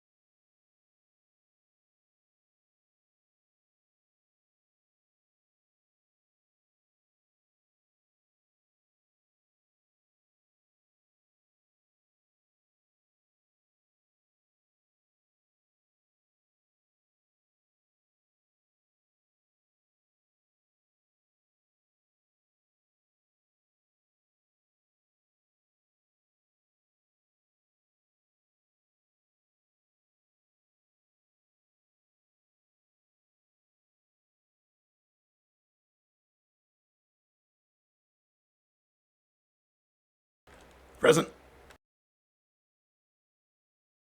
Here.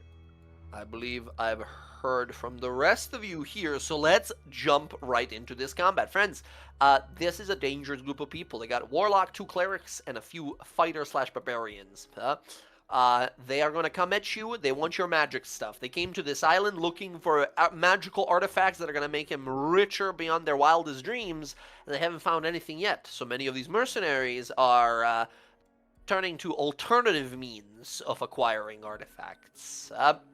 So, that said, let us begin our combat here.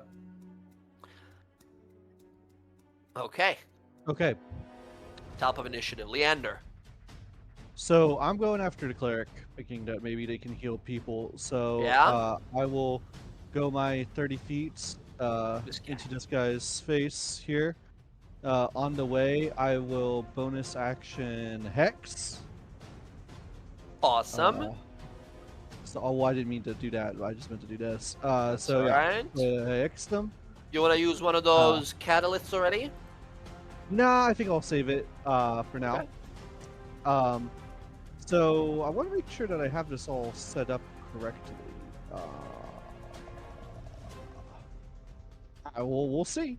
So I'm Mhm. trying to think, what do I click for my damage modifiers? So okay. What? Sorry? I'm trying to think what I click for my damage modifiers. So let's see if I hit first, and then we can figure out if it's the right damage. By the How's way, that? you click everything. Every single thing on there you click. All these. Okay. Yes. The first one applies always. The second one is once per turn. The third one is once Uh-huh. per day. And the Yeah. last one is whenever you have the spell. Right. Exactly. But I'm curious, does this have my above half HP deal already in the weapon?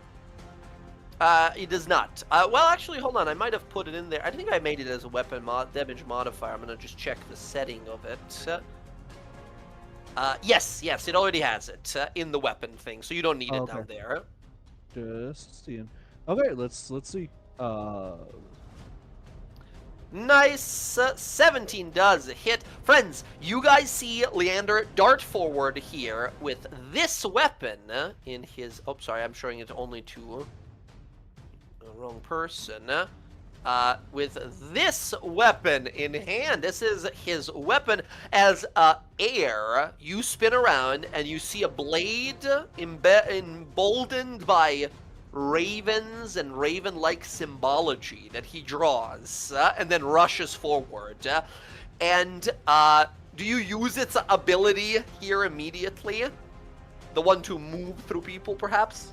I'm out of movement, so I can't. Aha, gotcha. I think cinematically, what does this look like, this charge? Do we see you become the swarm here, or do you only use that, like, whenever you decide type of thing? Because you can use it always as the, like, description of how you move around.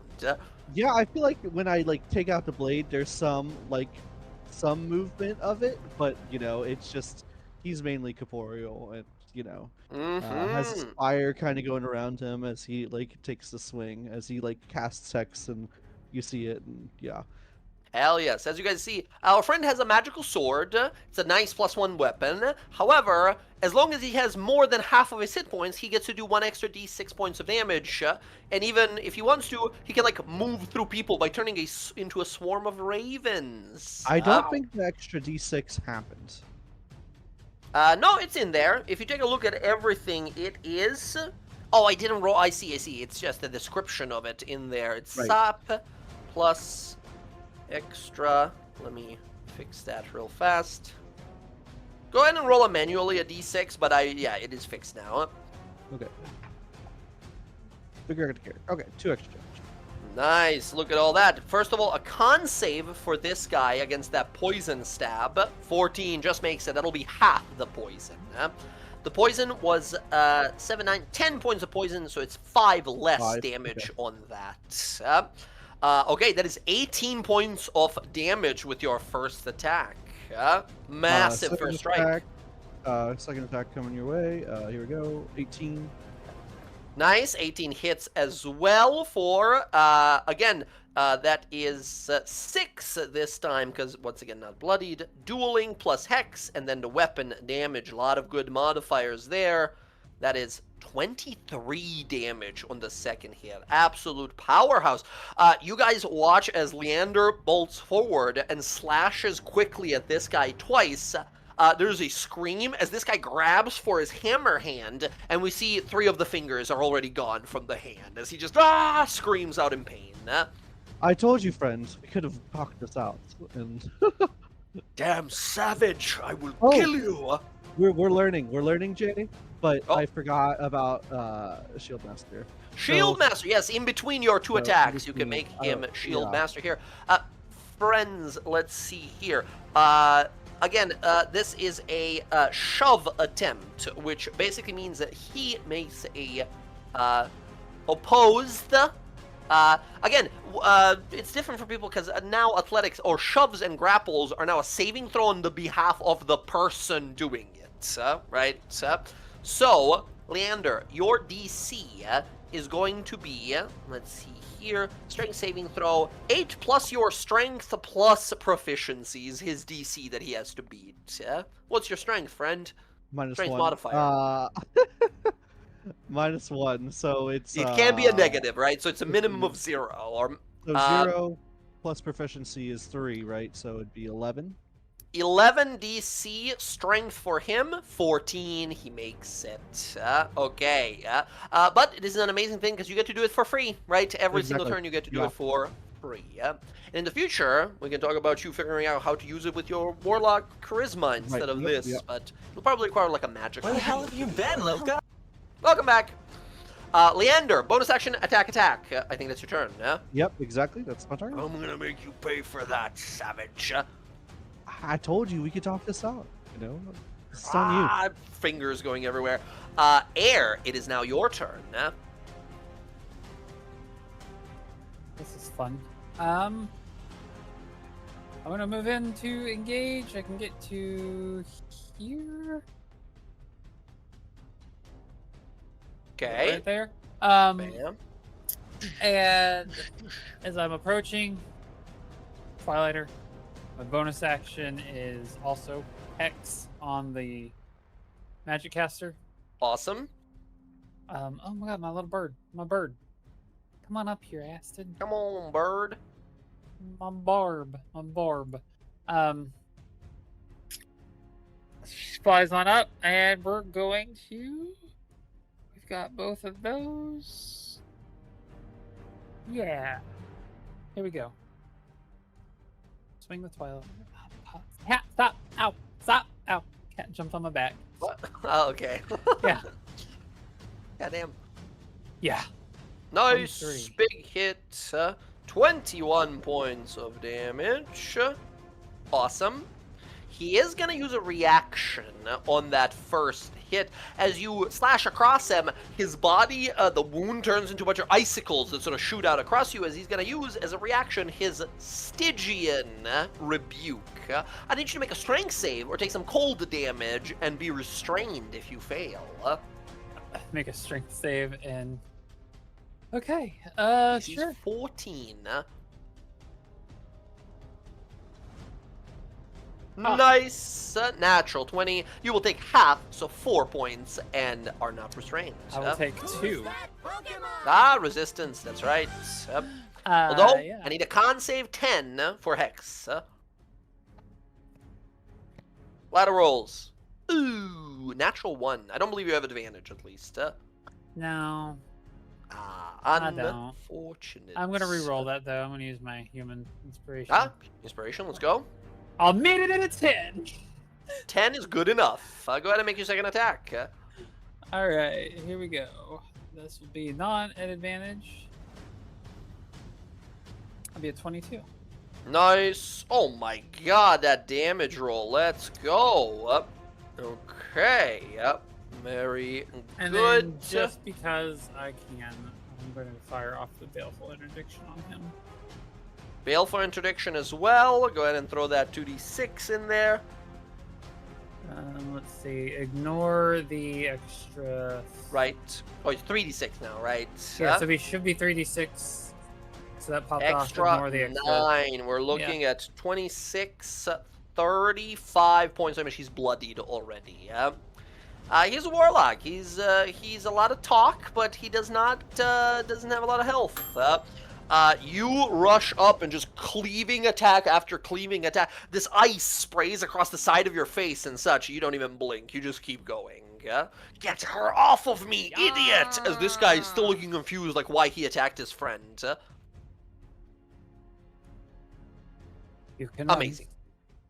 Run, but you can't hide. Spitting out a bunch of blood. Awesome. Air, I believe that's your turn. What a turn it was. My turn. Big damage from both of our sort of first initiative goers. Now, however, we go to the mall brutes. All right. Leander, you hear bop, bop, bop, bop, footsteps right past you as this guy's going to go for Tizwin. And so is this guy. This one next to you, Air, is going to attack you instead. Air, the one in front of you just swings its gigantic maul at you. These guys have only one attack, but it hurts like a bitch. Here comes maul attack against Air. Ooh, Air, that's a 22 for 26 points. I'm gonna see what this thing does. My cloak here. The cloak The Herethi cloak that you got. Yeah. Yes. It lets you. Okay. I will force him to re-roll his attack. Yes, you can use one of its 5 charges to force a reroll as a reaction. Here is the reroll with the maul attack. 14 misses. Huge. Very good. All right. That is his one attack. 2 of these same attacks against Tizwin. Both of these guys are going to be reckless. Against Tizwin, 23 and a natural 20. Tizwin takes 23. Oh, projected ward. Rodri, go ahead and explain to us what happens here. So as Tizwin gets mauled by these guys, Rodri looks over and just, you see that blue shimmer from him, like rocket forth and interpose between Tizwin and one of the attacks. Hell yes. How much does this reduce it by? It will reduce 17 points of damage. 17. Nice. She tanks this. She has a bunch of temporary as well from Kiara here. Overall, she takes 34 after all the reduction here. She is just above bloodied, but just at the edge of it, too. Let's go, Rodri. What would have been like a brutal blow, right? One of them runs and smacks her to the side. The other one jumps, which would have been fully, like, body-crushing impact. You project the barrier, and this guy just bounces off as she's bleeding from the side of her mouth and kind of looks to you and gives you a nod of, like, thank you. You saved my ass. Okay. That's the 2 brutes against her there. Next on up, we go to Iara. Okay, I have 2 questions. First Yes. question. What is the size of this? The boulder there, I would classify it as large. What about this over here, this tree? I would classify a tree as huge. Okay. So this boulder right here, I'm gonna animate it. Awesome. I'm gonna play some music, and it's gonna come alive, and it's gonna attack this one right here next to Tim's one. Awesome. Now, again, it's still the old art I of your know. thing, because I don't think you get... I don't... Unless I haven't missed come it. up- No, I have not come up with art yet for it. Okay. Sorry, I just gotta do the math part of it. It's gonna be real 70 fast. 70 HP. 70? Yeah, because it's 5 times my bard level when I'm 6. Plus. So it's 10 plus 5 times... 10 plus 5 times your bard level. 5 times 6 is... 5 times 6 is 30, right? So 10 plus 30 would be 40 hit points. Wait, on this thing says 7. Hold on. 7? It says Hit point. Oh, time. Oh, it said 40. I thought it said 40. Okay, so 40. I thought Oh, no, that it you does add say, the I 40. already did the math. That's why it's already 40 in Okay, there, because it's okay. 10 So, plus yeah, 5 that's 40. times. Yeah. Let me just set that up for it real fast on the character sheet as well. 40. Cool. And then it's AC's, NPC AC 16 is pretty nice. Let me know once you figure out some cool art, and we'll throw it on there. Jen, I did a little thing that if you click on that thing that just, well, for right now, just this, right, dancing item, as you summon it, if you click on the token, you'll see all of its abilities at the top there that you can... Okay, yeah. So you don't have to keep its character sheet open at all times. Okay, so... What does this look like? Do we see you playing an instrument or something? Do you wave your hand? Yeah. Do you dance? How does this come to life? She's gonna take out her banjo, she's gonna play some music, she's gonna dance, and all of a sudden, the rock is gonna start dancing with her, Boom, boom, boom, and boom. then stand up. Now, and when then you say with a- stand up, is it like arms and hover. legs stands Hover up? up. Or... It's gonna Gotcha. hover. Gotcha. I just thought of the rock golem from Galaxy Quest when it stands Yeah, up. arms and legs standing up. All right. Kiara, that's, I believe, an action to summon it, right? So do you mind clicking your new ability that you have to show it off to your friends here? Yeah, check this thing out. Within 30 feet of you, you get to summon it. It is friendly to you and your companions, obeys your commands. In combat, Atom shares your initiative, but it takes its turn immediately after yours, and it can move and use its reaction on its own, but only takes the dodge action unless you take a bonus action to command it to attack. You can also do this as a part of inspiring someone. Yeah, so if I inspire somebody, it can attack, right? Is that what Exactly. this is? Yes. You can basically bonus action tell it to attack, or you can bonus action throw out an inspiration like you normally would, and it will get to attack, right? It's like a bonus if you inspire. And she's gonna do that. She's gonna inspire Karnak and let this thing attack. Awesome. Bardic Inspiration for Karnak here, and go ahead and make an attack against this mole, this brute. You have the item, the dancing item here, will have advantage. Oh, let's go! I was gonna say, this guy's reckless, but you don't need that shit. Amazing. That is 17 points of force damage.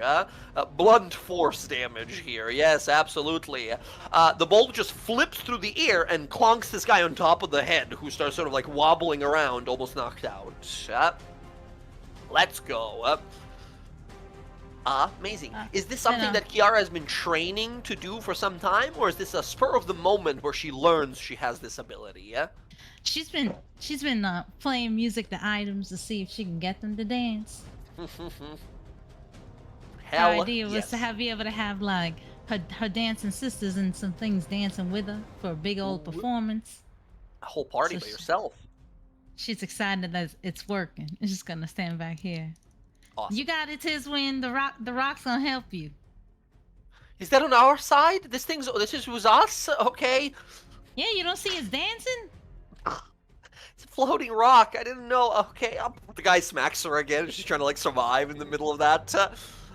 All right, Kiara, let's go. Amazing work. And this is not even concentration. You just summoned this, and now it's a part of the combat.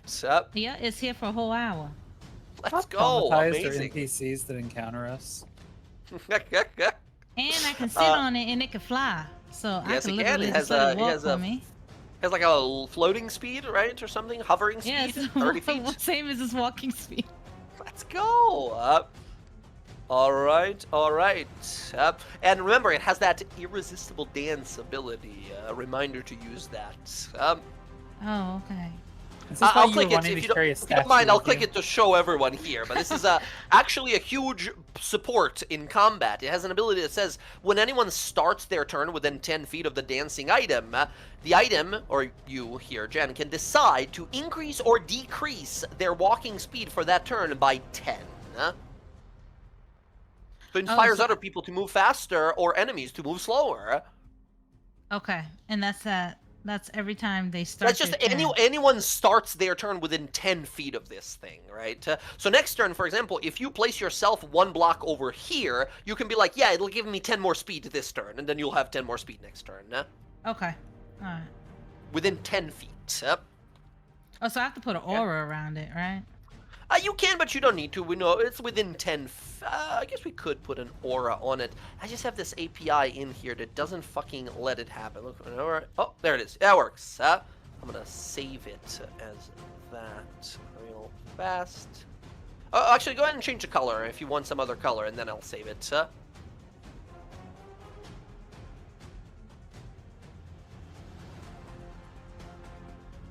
Okay, there it goes. Did that change? I'm colorblind. Okay. Yep, it Cool. went from like a green to like a gold. Ooh, okay. There we go. It's saved now that way. Very nice. Okay, I'm just gonna always assume, because why wouldn't it? It's gonna always reduce the enemy speed, right? Without, you don't need to tell me every time. I'm just gonna assume you're gonna want that always.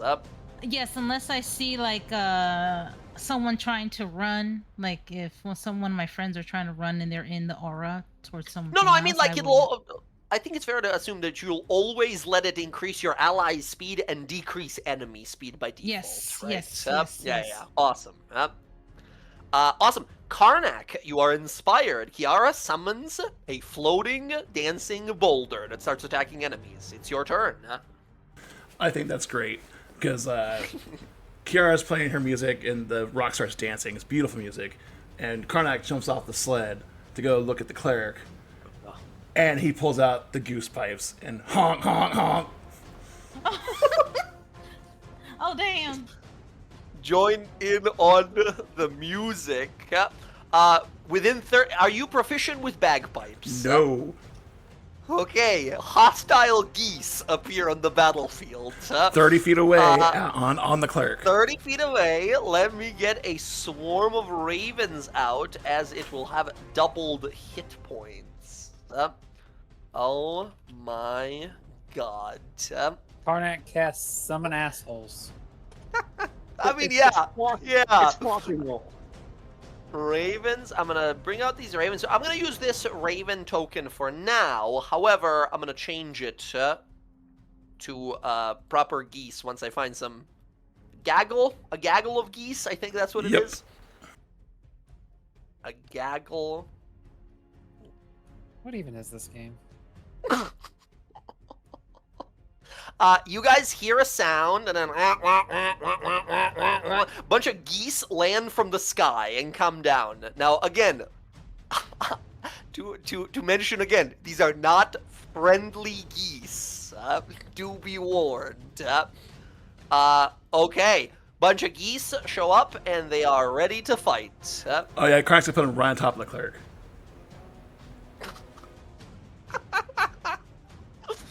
Incredible. These geese come on over onto the cleric and start immediately hassling him. Amazing. Truly, truly amazing. Excellent. That is your action to summon the geese. Anything else for you? Yes. We're gonna use my bonus action to cast Rage now. Excellent. And then we are going to use the move action to run and jump. So with the boots of string and spriting, he can. I'm sorry, I just had an idea of like, yeah, what did you do for your turn? Yeah, I raged and summoned geese. And then I jumped away 40 feet. Yeah, go right ahead. Go right ahead. Karnak can run 10 and then jump 30. And then Boing. his rest of his movement, right? Get away from the geese. Yeah, very good. So he's still got 30 left. Yoink. Yep. All right. Make it all the way to these two. Okay, awesome. Karnak, after your turn, the geese go. The geese have, they can beak attack an enemy, or what they're actually going to do is going to use their cacophony ability here to deafen a nearby creature. And while they're deafened in this way, they have disadvantage on ability checks and attack rolls. Perfect. As a bunch of geese just starts fucking screaming at this person. This person is going to make a wisdom save 10. 25. Now, again, this is an uncommon magic item, and these are normal geese. It's not like they're they're just geese. Incredible. They spend their turn there, but the cleric is going to turn to sort of focus on them as like, what the fuck is going on? Absolutely incredible. Karnak, that is going to be your turn. A well-spent turn. Goosed him! What? Where the fuck did you come from? Oh, way over there. Air, you look back way over there, and you see a floating boulder and a bunch of geese landing down. Something has happened in the last 6 seconds, and you're not sure. All right. Excellent. You sure you shouldn't be helping Kiara. It's like 2 of those guys over there. Yeah. Oh, Roderick's over there. He's got it. Okay, we have 2 of we have 2 of these clerics here. Now, these clerics are first each going to use a bonus action. Fuck. No, not the left one. Left one is too far from everyone. This one next to here, Leander, is going to use a bonus action, a little something called Ruthless Orders. He's going to call out a command, and his holy symbol glows, and this guy over here takes 5 points of psychic damage, and can immediately use his reaction to move up to half its speed and make an attack with advantage. He, with his 40 feet of movement, Leander spins and charges right towards you, jumps and attacks you. Tizwin gets an attack of opportunity against this guy. Tizwin swings on this guy, 20, hits him, does 18 points of damage to him, but he does get into your range, and Leander, he makes 1 maul attack with advantage. That's a 13 with advantage. Yes. Not so much. Okay, that's his bonus action, however. Leander, then, he's going to look on out to you here. This guy, he loves making other people do his work, right? So, let's see. No, you're not yet. So, none of that. He's going to, I think, just for this first turn, just attack. He has his maul of his own, and he's just going to attack you twice. Oof! Natural 20 against you. You will take 20, 21 and 5, 26 points of damage total. Do you have it hurt? Massive crit to begin with. Okay. So that's a. It was at a crit, That was a crit. and I can't use silvery bobs, right? Nope. Not on crits. So okay, how much was the total damage? 26 total. 26 and then minus 11. I'm trying to see how much real HP I take. 15. Okay. Very good. DC 13 con save for Hex. Here's the second attack. Natural 1 that time. 13. Con save with the difference in that damage is insane. with advantage. Con save 13. Yeah. Yeah. Nice success. You keep the Hex. He just swings this mole at you twice and calls out a command as this guy comes over to flank ya. The other guy who's battling the geese, he is going to look on out to... No, can't do it yet. He's just going to attack. He's going to make a double wall attack against the geese. The geese have 12 AC that hits the geese twice. The geese are resistant to bludgeoning, piercing, and slashing damage because they are a swarm, right? Because it's like a bunch of them together. That is 3, so 4 plus 8. He does 12 points of damage. The geese are now bloodied, but the geese are still alive. Just attacking him. That is this guy's whole turn. What the fuck is this? Get this thing off me! He's like yelling, hoping another one of these barbarians will come over to help. Okay, no help for him. Next up, we have the Tiefling Frostlock. This guy looks at us as enough. We are done here. Be consumed by frost. And he thrusts his hands out, and he's going to cast a big thing. He's going to use his Frost Blast ability here. He puts down a 20-foot cube originating from him, which is going to be Air, Aston, and Karnak. I need the 3 of you to make a DC 14 con save. If you fail, you take 26 points of damage, and you're basically under the effects of the slow spell. Oh, sorry, your sprite will as well, if he was in there in that cube as well. Trav. You said a con? Con 14 against cold damage. Take the 25. Nice. Acid. Oh, Garion succeeds. The sprite succeeds. Acid succeeds. Acid succeeds as well. Very good. Okay, Karnak, you take 26 points of cold damage. I believe you have a ring for that. Oh, that's right, I do. Okay, where's that? Minus 2d8 cold damage you basically reduce. The Ring of Warmth. He also has air. resistance because he's within 5 feet of me. Oh, right, and you have resistance because of the amulet of the Coldfire Phoenix here. Let's go. So, nice, and reduce it by 11. Here's the math. Air, you succeed, take half of the half. So 13 becomes 6 for you. 6 points of damage to you, 6 points of damage to Astrid, 6 points of damage to the sprite. Karnak, you fail, reducing it to 13 points of damage, and then reducing it by 11. You take 2 points of damage. Funny enough, you took less than the person that has resistance originally. Okay. This guy looks stunned. However, Karnak, you don't have a reaction anymore, as you are, like, partially frozen. All of these things that happen to you, Karnak. Minus 2 to your AC, your speed is halved. Disadvantage, minus 2 to your AC and dex saves. On your turn, you can use an action or bonus action, not both. Effectively the slow spell. He looks at all of you. How the hell? What the? Air, you can make an attack of... Oh, no, sorry. He's still in your range because you have a long-range weapon. He's going to step back. He's going to step back, and after doing that, Air, he's going to blast you one more time with his Frost Burst ranged attack. It's 22 against you here, Air. 22? Yes, that's 13 cold damage, which becomes 6. However, it takes away your reaction. Blasts you with a concentrated beam of ice. I mean, it's not like I can use my reaction on him right now anyways. Well, that's the thing, right? He's gonna use that, and then he's going to move after you lose your reaction. I just realized something, Jay, by the way, whenever you get a chance. Yeah? So, we need to remember, I have sap on my weapon.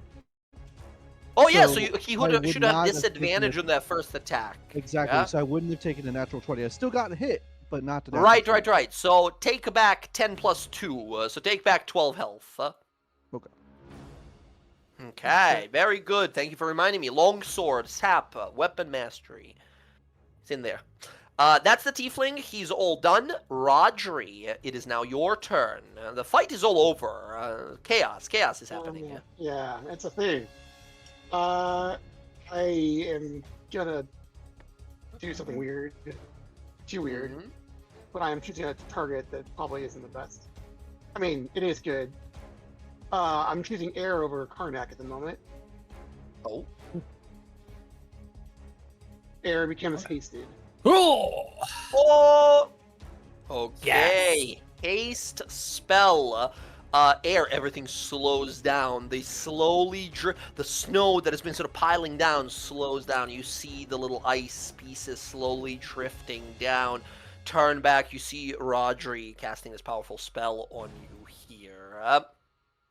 Rodri, as a cook, as a culinary expert, is there a smell associated with the spell that the person feels? Oh, that's a good question. I feel like what's something that would make you? You know what? It's cold. Some stew. It'll smell like stew. Mm-hmm. A good like meat stew.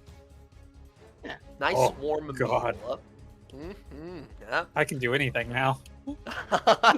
I can fight forever. Rodri, amazing. That's an action for you. You are concentrating. Yeah. The I know. tiefling guy looks over and looks back to Air and says, "Concentration. One of you morons, get that guy. They have a wizard." Yeah. So I'm gonna go hide over here. Mm-hmm. Who's gonna go chill out up here? That's right. Alright. I owe you 2 of these. Oh, con saves right for the Yep. yeah. Thank you for reminding me. Good stuff, Rodri. Good stuff. That's my turn. Bonus, I don't imagine you got something. No, I'm good. That's my turn.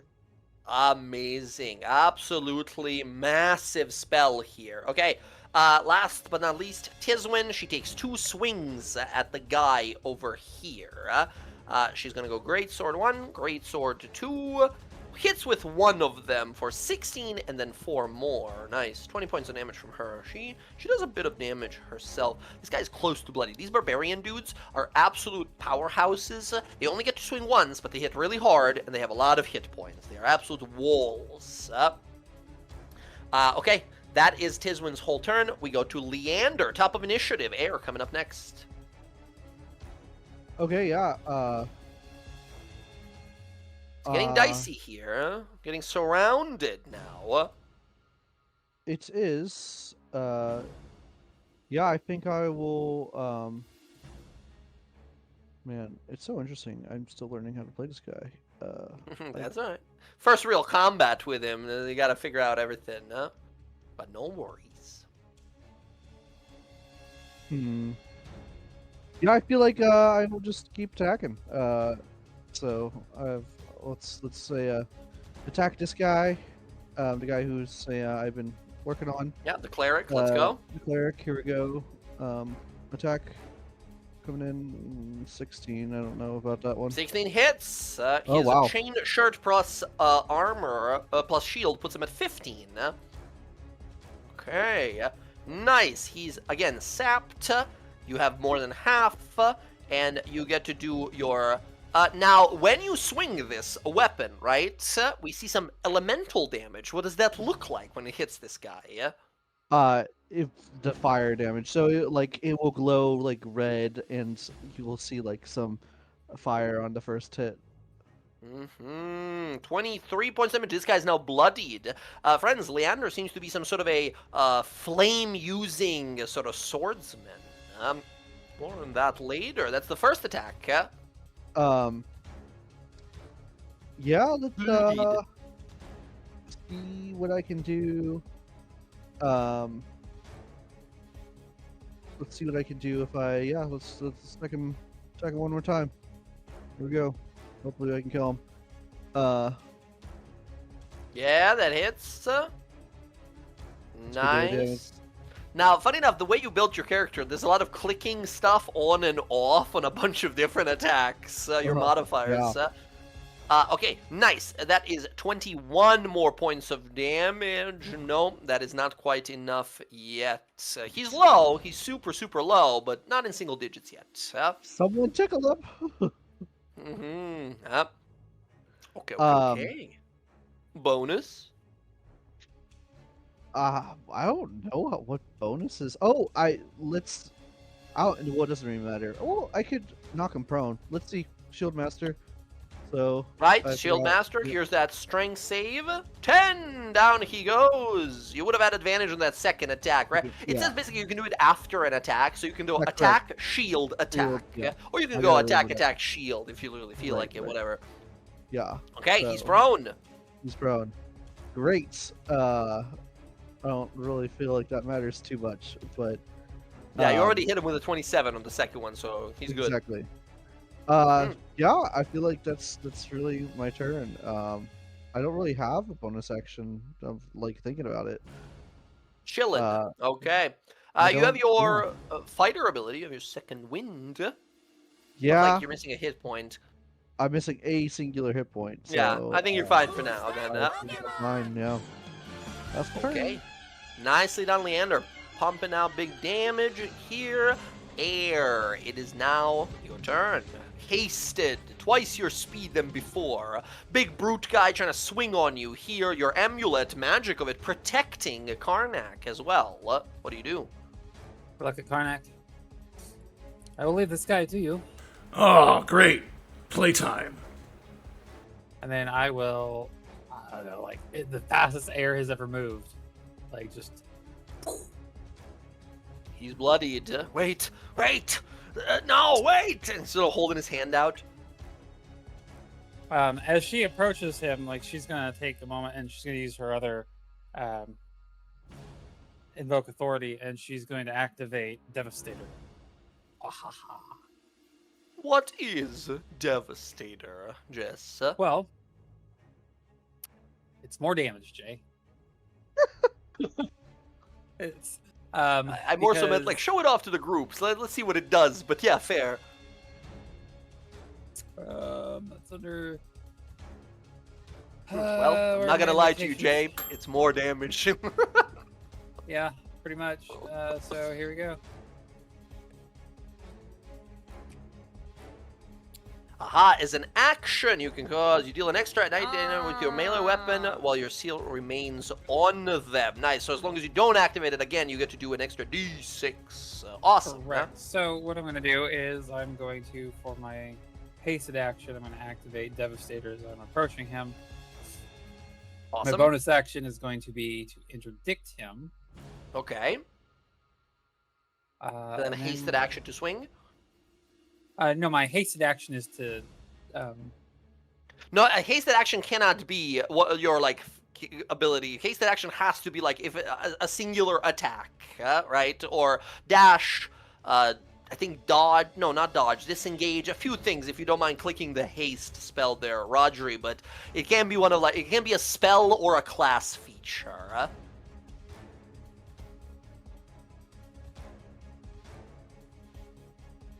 But the hasted attack Or can be totally a part already hide having or activated.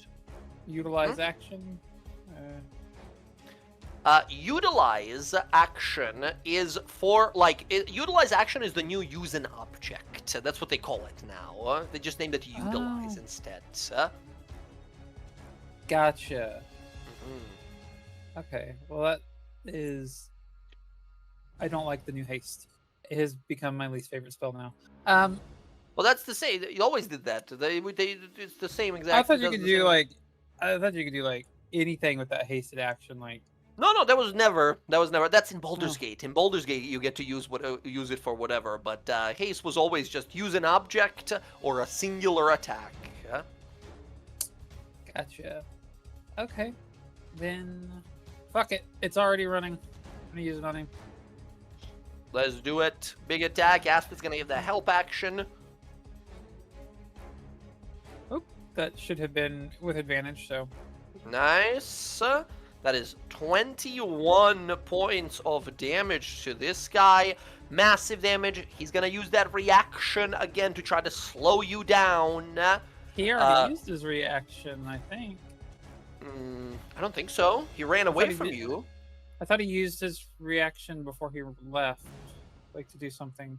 No, he took away your reaction with his like ice blast ability, but he didn't use Oh, your no, that's fair. his, I don't believe. Same thing. Strength save 14, or you take some frost damage and maybe become restrained. Nope, not even a little. You take 4, reduced to 2 points of damage. Or there's your con save, but I Easy. wasn't quite done. I'm gonna just blow him up with the baleful interdiction on there. as Ooh, well. this could do it. He's low. So that will be. Oh, cancel that. I'm gonna turn off. 3d6. You'll regain 3 hit points, and he will take. Yeah, I gotta turn those off. Nope, that's inflict wounds. Don't want to do that. Wrong one. Second. Boop. Boop. And boop. I'll take an extra 10 necrotic. 10 exactly is how much he had left. He's dead. You Yay. bolt forward your weapon, the Twilighter, enveloped in shadow as you just cleave right through his body. Yeah, he goes, wait, what? And then it's too late already. Yep. Your body's like covered in the frost. Like half of your body's covered with that like frost ability of his that he hit you with, but it doesn't even slow you down. I'm gonna throw the top half of his body out here for his guys to see. They all look back, and there's a visible shock on them. But, unlike you guys, they look at their dead comrade and they scoff and go, weakling, we'll finish this ourselves. Oh wait, hold on. That's a good question. I killed him, so I gotta see how much more movement I have. Mhm. Yes, great weapon master. I'm gonna go back Yes. over here and fuck with this guy. Great Weapon Master lets you attack as a bonus action. Is it a bonus? Fuck. Okay. Yeah. How many attacks have you taken this round so far? Just one? Yeah, because I have I Yeah, haven't she- did my hasted action. Channel for it. Divinity is an action, hasted attack, Oh. hasted action attack, and then bonus action your mark. Okay. But yeah, it's a bonus action. All right. Very, very cool. And this is an ability that goes for 1 minute, right? So from now on, it's still active. You just have to keep putting marks on people. Yep. Sick. Awesome. Air, that is going to be your Air. Looking back, things are looking a little bit dicey back there. You think you're not sure. Everything's so far so good. The geese are in trouble. Oh, no. The geese. All right. Air, that's going to be your turn. Yep. Okay. We go to the brutes, the big scary ones. Tiswin, he's going to get a reckless maul attack against her. Miss. Leander, reckless maul attack against you. 25, Leander. Gosh. Okay, yeah, it hits. Yeah, these guys have one move, and it's put their hammer above their head and then swing it down. That's 9. Silvery barbs. Silvery barbs. Here's a reroll. Well, 22 instead. Yeah, That's 19 points of. We always use the first damage, so 19 bludgeoning to you, and you now also have disadvantage on your next attack roll. The sap battle up there. Con save DC 10 for you. Over here, we have the one next to Karnak and Air. Ooh, I have Hex is advantage. gone. I have advantage. How? That's impossible. I have the evocation. Eldritch Spine. That's right. Awesome. You get advantage, therefore 17's good enough. Love that invocation. Really useful. D2 roll. 1 is Air, 2 is Karnak. Air, you're going to get a big attack. This guy's going to recklessly maul at you. 22. I think that hits even with haste. We're going to What's up? Sorry? spend a charge from the cloak. To reroll. Very good. Here you go. It's a reroll, so no advantage this time. 15. We're good. Awesome. That is all of them. Well, it only costed soul. A piece of your soul for it, but worth it. All right. Kiara, your turn next. I would give advantage for my silvery barbs to Karnak. Awesome. Okay,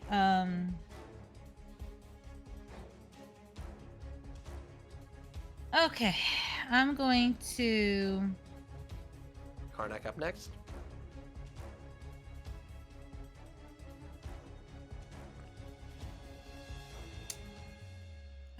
How much movement do I have? Not enough. Okay. I'm gonna stand up on this boulder. How high is the one in front of me? Just like 5 feet off the ground. Clamber on Yeah, top of it, no problem. I'm gonna stand on top of it. And I'm gonna heal Leander over there with a healing word. Healing word for Leander. Let's see it. What level? 2, because he looks kind of fucked up. Okay. Um, Nice. 14 hit points to Leander. perfect. Thank you. Kiara, when you do a little bit of healing here, and previously with the inspiring still in your song and dance here, again, you feel a little flickering, and whatever hand mirror or something you would have, right? You see a little light, again, appearing in your eyes. Oh. That's gonna hard to get used to. And then she's gonna attack this.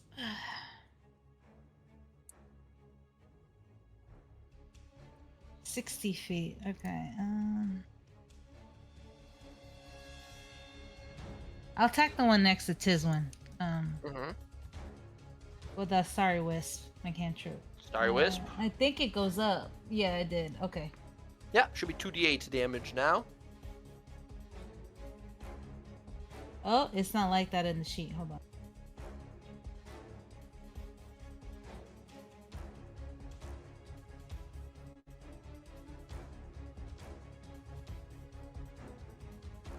If you need any assistance, Why let is me it? know. Yeah. Why is it asking me what level? Oh, it's asking what level. I'm gonna take over your character sheet just for a moment to fix that. Higher level. No higher level cast. Nothing there. Cantrip progression, cantrip dice, and it's 1d8. Give it a try now.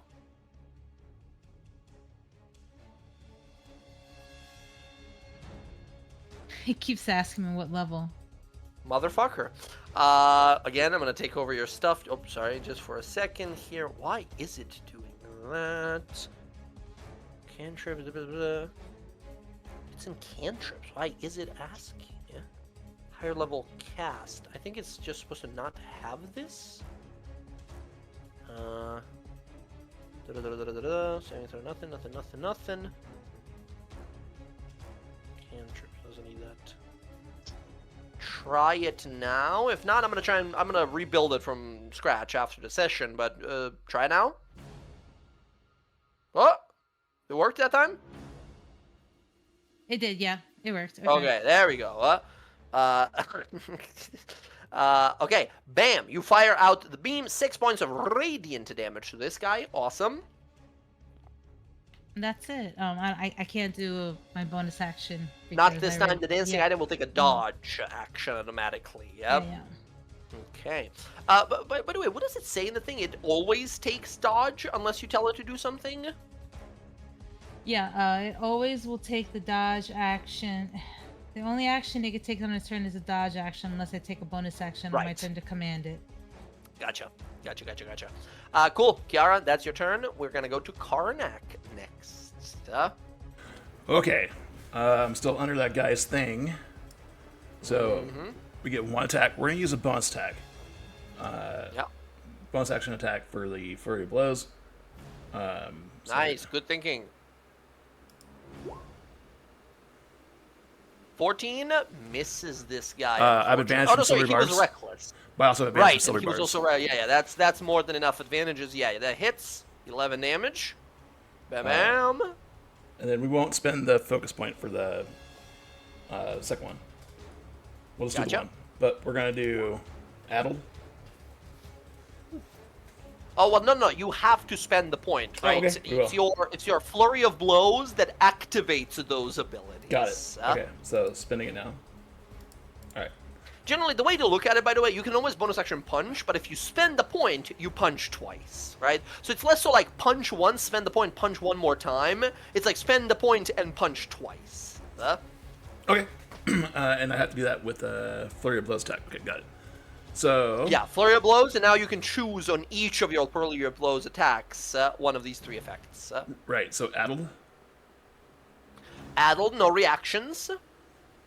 You'd make a save, right? Or no? No, that one is just automatic. The other 2 are saves. Oh, well, here's a second attack for the flurry of blows. Let's do it. You still have advantage here. Nice. 12 more. You know, for a guy with only a bonus action, you do a lot of damage. Then movement. Awesome. Because he's addled. You want to do something else to him on that list? Yeah, topple him. Topple him for air. Topple is strength. No, dex. Dex save, natural 1. Down he goes. Boom. And then since he's addled and prone now, Karnak's gonna move away. You got him, air, and he's gonna come down here because I don't Just think jump those through. keys are gonna last much longer. But his speed's only 20, so he's Now, 10. funny enough, you have only half your movement, Right. but your boots Right. don't count for that, right? So you can still use those to jump a ton.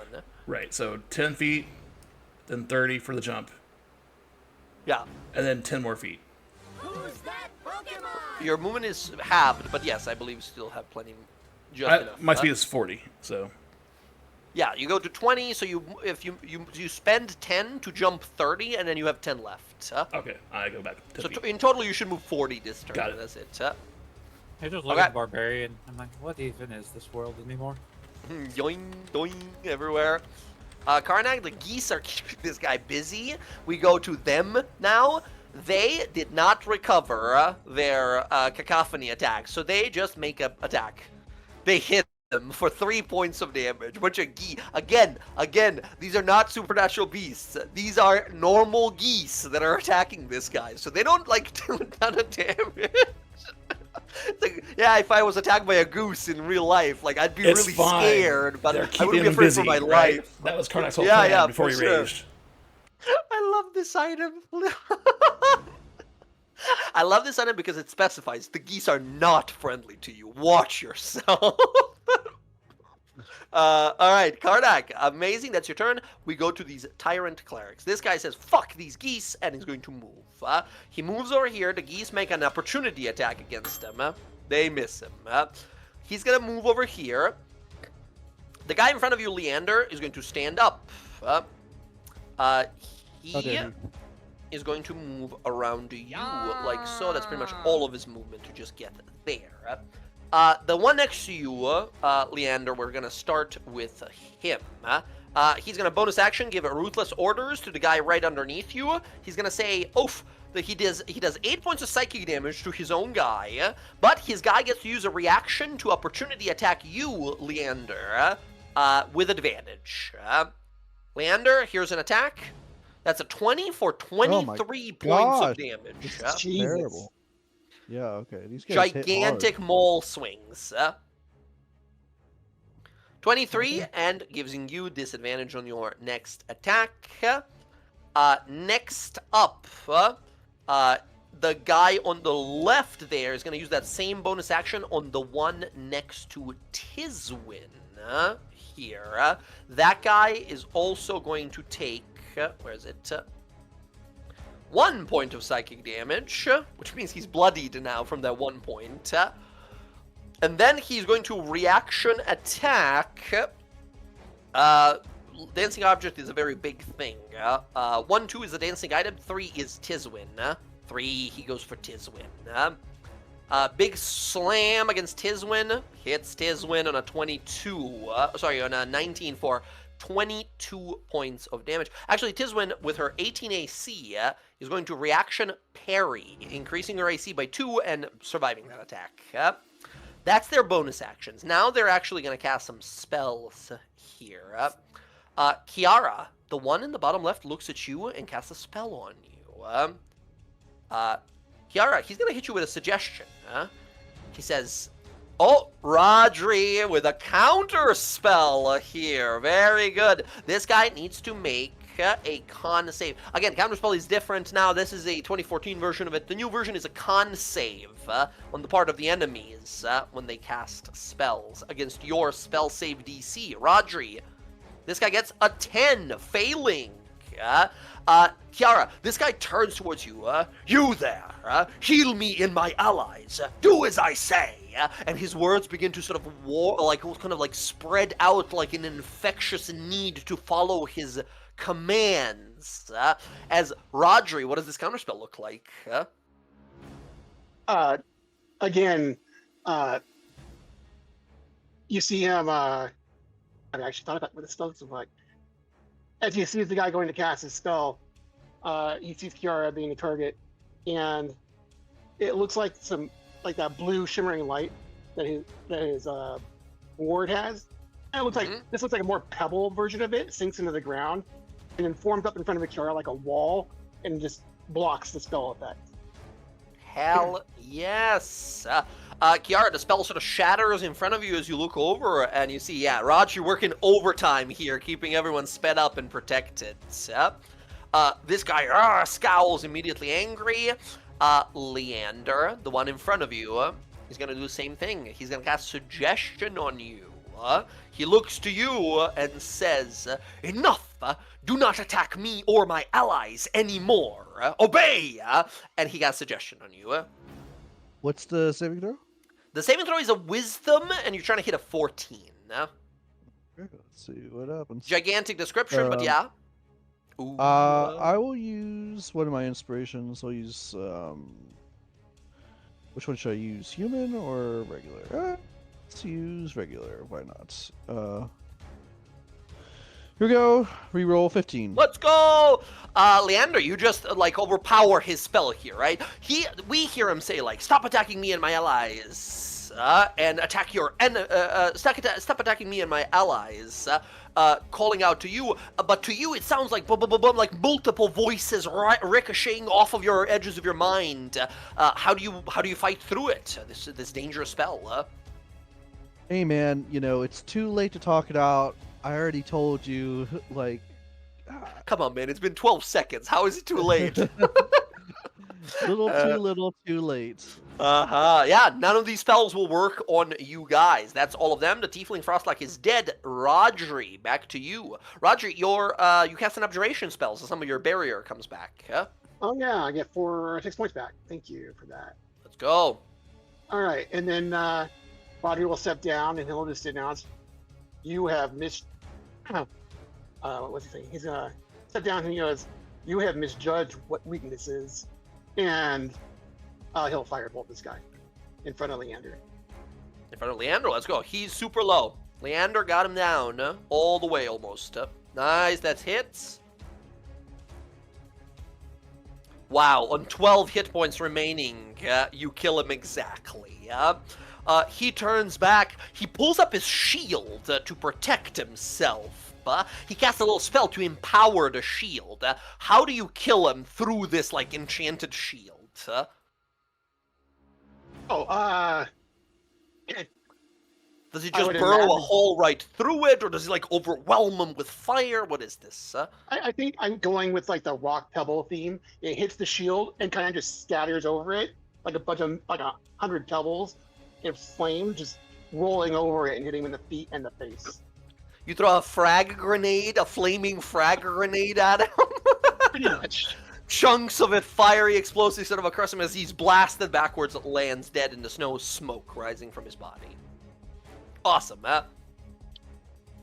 Now you see them kind of look at each other like, okay, it's starting to look kind of rough for us here, but it's fine. We still have this cleric. He's a spellcaster. He'll get us through this.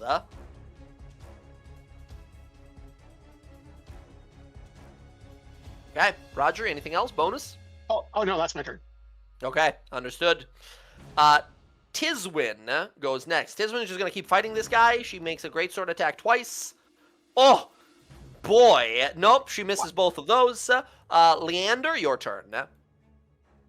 Okay. So I The cleric is dead. There's a giant barbarian in front of you. I squash you.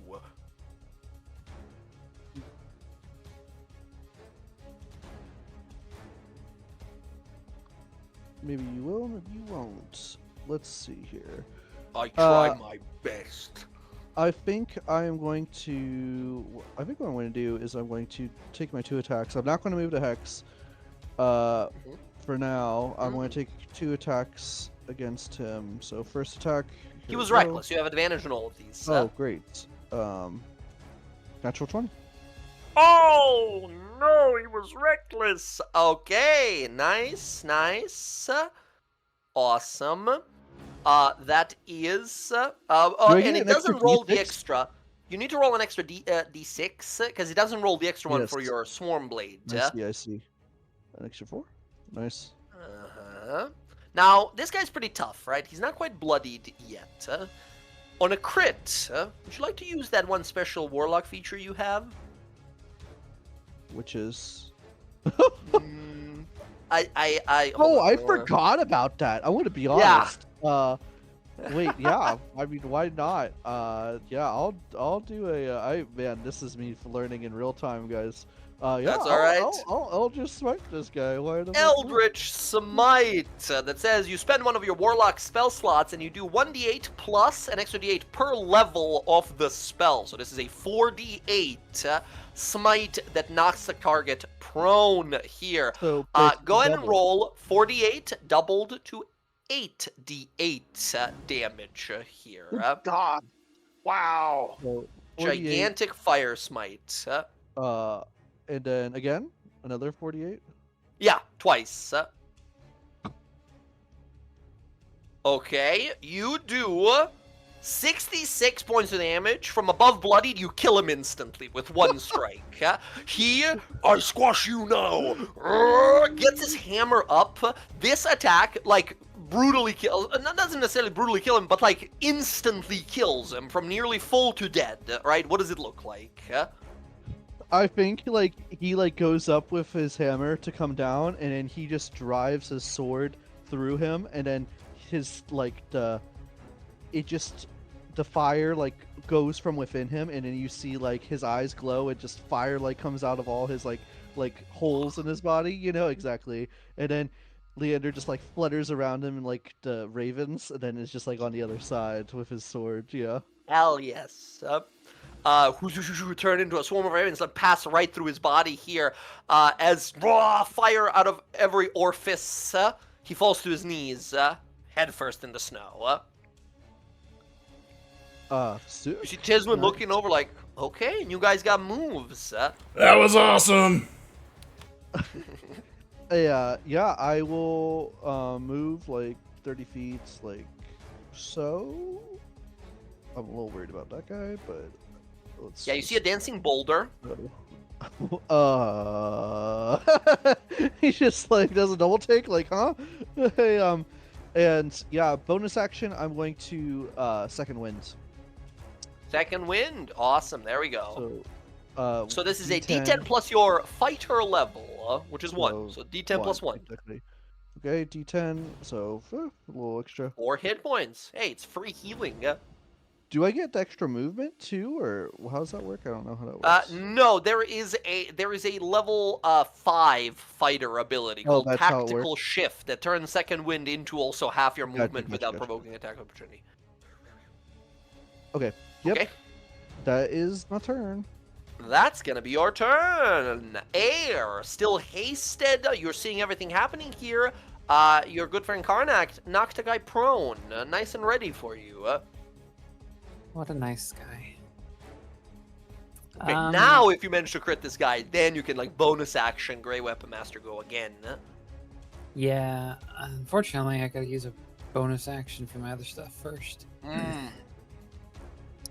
So I think I do love the new Grey Weapon Master is pretty solid. Like its bonus action attack always was nice.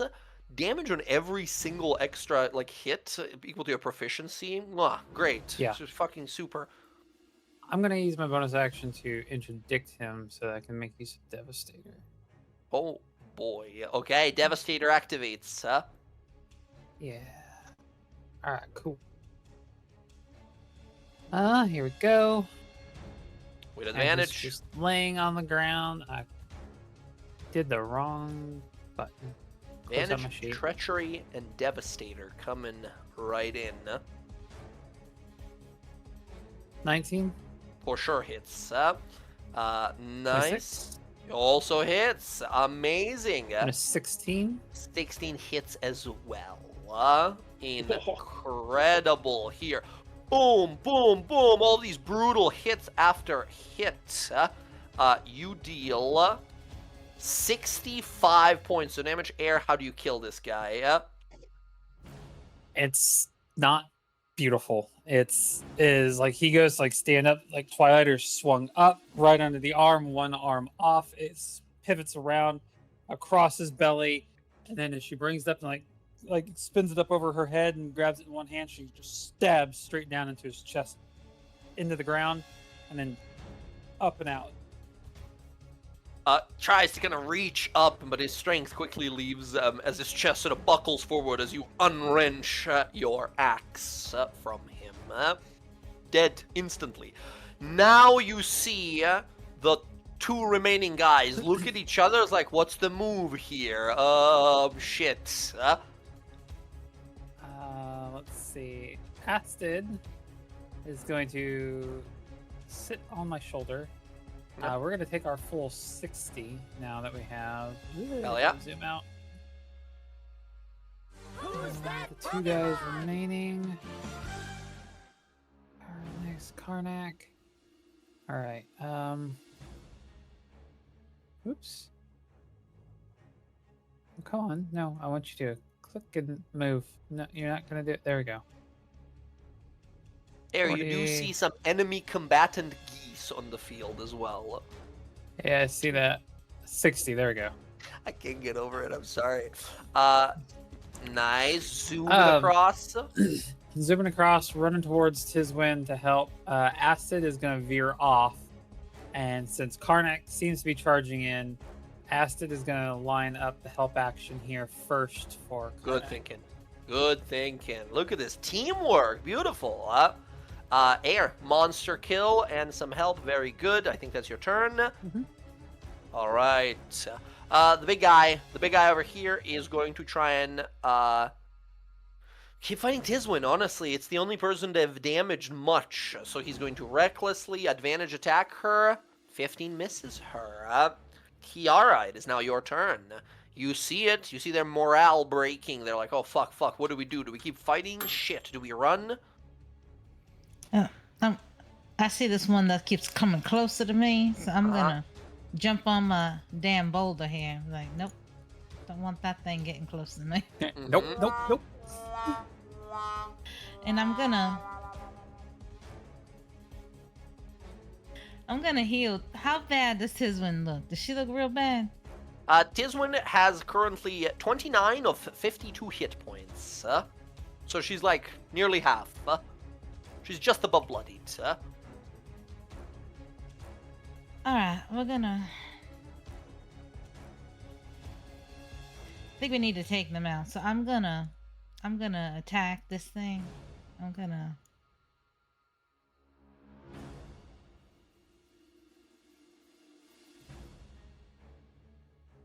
hit it with the Toll the Dead. Ooh, nice. Wisdom save. 8. Go ahead and roll that 2d12 damage because he's wounded already.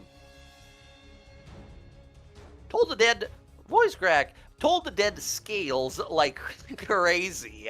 Higher levels, those d12s get scary. Nice. 10 points of necrotic. Yeah, he's very well embloodied. Then I'm a bonus action tell the rock to hit him. Do you want to throw out an inspiration and do it as a part of it, or just command? Yeah, I'm gonna. Let's see. He's got one. I'll give one to Air. 1 to Air. Okay. What does this look like? You are in a floating boulder, inspiring people. I'm looking like I'm surfing on this damn rock. And I'm Hell playing some yes. music. Oh, hell yeah, I'm gonna play some music. It's gonna be a little bit out of tune because I'm trying to balance on this rock, and I'm not used to moving objects. Awesome. Very cool. Air, you're inspired. The boulder can go and attack. The boulder. The boulder conflicted. is conflicted. The boulder is no longer conflicted. All right, there we go. 8 points of damage to this guy. Awesome. Just slams into the side of his body. Cool. Yeah, And still that's bloodied, my still turn. not dead. That's my Okay. turn. Beautifully done. We go to Karnak next. Karnak, you see Asted already sort of distracting this guy. Cool.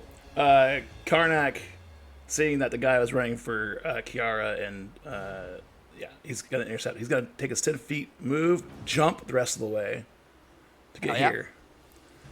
Little bastard come with him, and then he's going to start hitting this cleric. Let's do it. For sure hits. 12 damage. 11, right? No advantage here or anything. Oh, actually, No, sorry. I have First Hex. one Or would be Nick. Oh, yes, Nick as well. Vex from the first one, right? Gives Right. advantage on the Vex and second Nick. one, 22. Unlucky damage there, but still, 4 points of damage. Okay, and then first one for the bonus attack. We'll use the focus points for flurry of blows. Let's do it. This one you will have the help action from your your sprite. Okay, 12 points of damage. Boom, nice, close to bloodied. I'd like to push, please. Push is a strength roll. That's a 12. He fails. Is pushed back 15 feet. And then he'll take the rest of his movement to get there and take his other bonus attack. Hell yeah. I will use my 13. my bardic inspiration. Bardic, nice. A D8. Go ahead and add that. And I believe, Jen, that means some extra damage happens. Yeah, thunder damage. Let me see how much. Nice. That will be a hit on a 19, doing 11 plus. As you swing, that inspiration of Kiara's almost resonates like a tune would, speeding up the attack or empowering it further. How much extra is this for the attack? You get to use the inspiration die to add to the attack roll. It just says the moat thunder sea shatters and target can each creature of your choice must succeed a con save. Okay. Or take thunder damage equal to the number rolled on the bardic inspiration die. He gets a 21, so presumably he takes none. I think that's an all or nothing ability. Yep. Yep. Okay, not that time. Nice. One more open hand. Which one is this? Push. Push is a dex. No, strength again, right? Yep. 17. Strength. Oh. 18. The geese. I'm not going back to the geese. Oh, you're the closest Not to going him. Have fun. Hey, geese. He's here for you. They rudely scream at you. All right. So, Karnak, nicely done. Amazing. And I love that you're playing chess with geese on this five foot grid. All right, Karnak, I believe that's your turn. Good damage. It is. All right, we do go to the cleric. He is not going to fuck no, you, it's man. the geese He's turn. going It's around. the geese turn. All right, sorry, yes. The geese go after him here. The geese roll a d6 on a 6. Nope, they do not get the cacophony back. They just poke at him. 14? Miss, unfortunately, by 1 here. Okay, then we go to his turn. He moves. The geese make an opportunity attack against them. They miss again. They're going to put you closer to the geese now. And... They're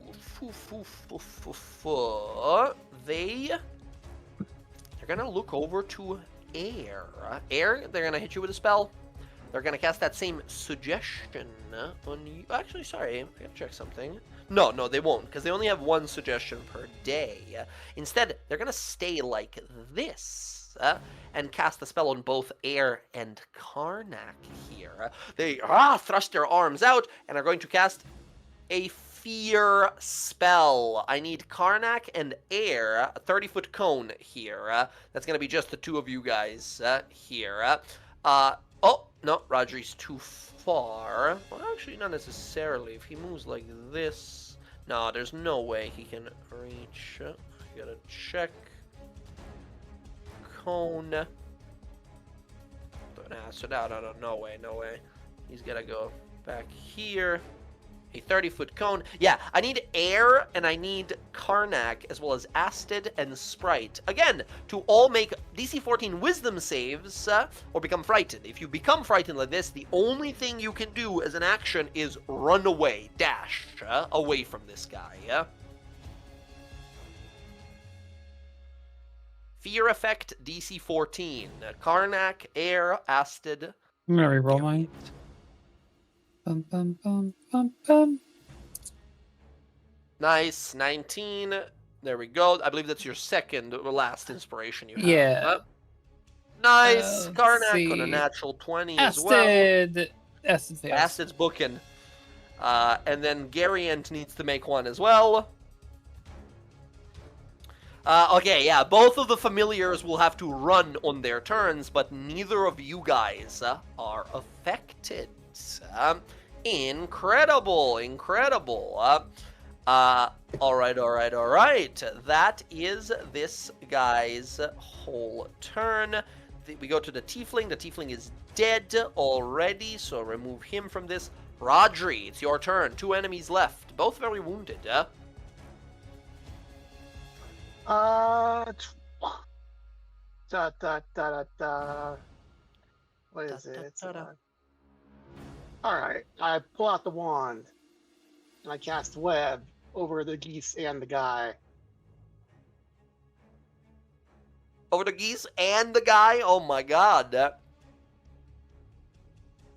Amazing. Yeah, so it'll extend back from the guy 20 feet backwards. So it doesn't hit. Excellent, excellent.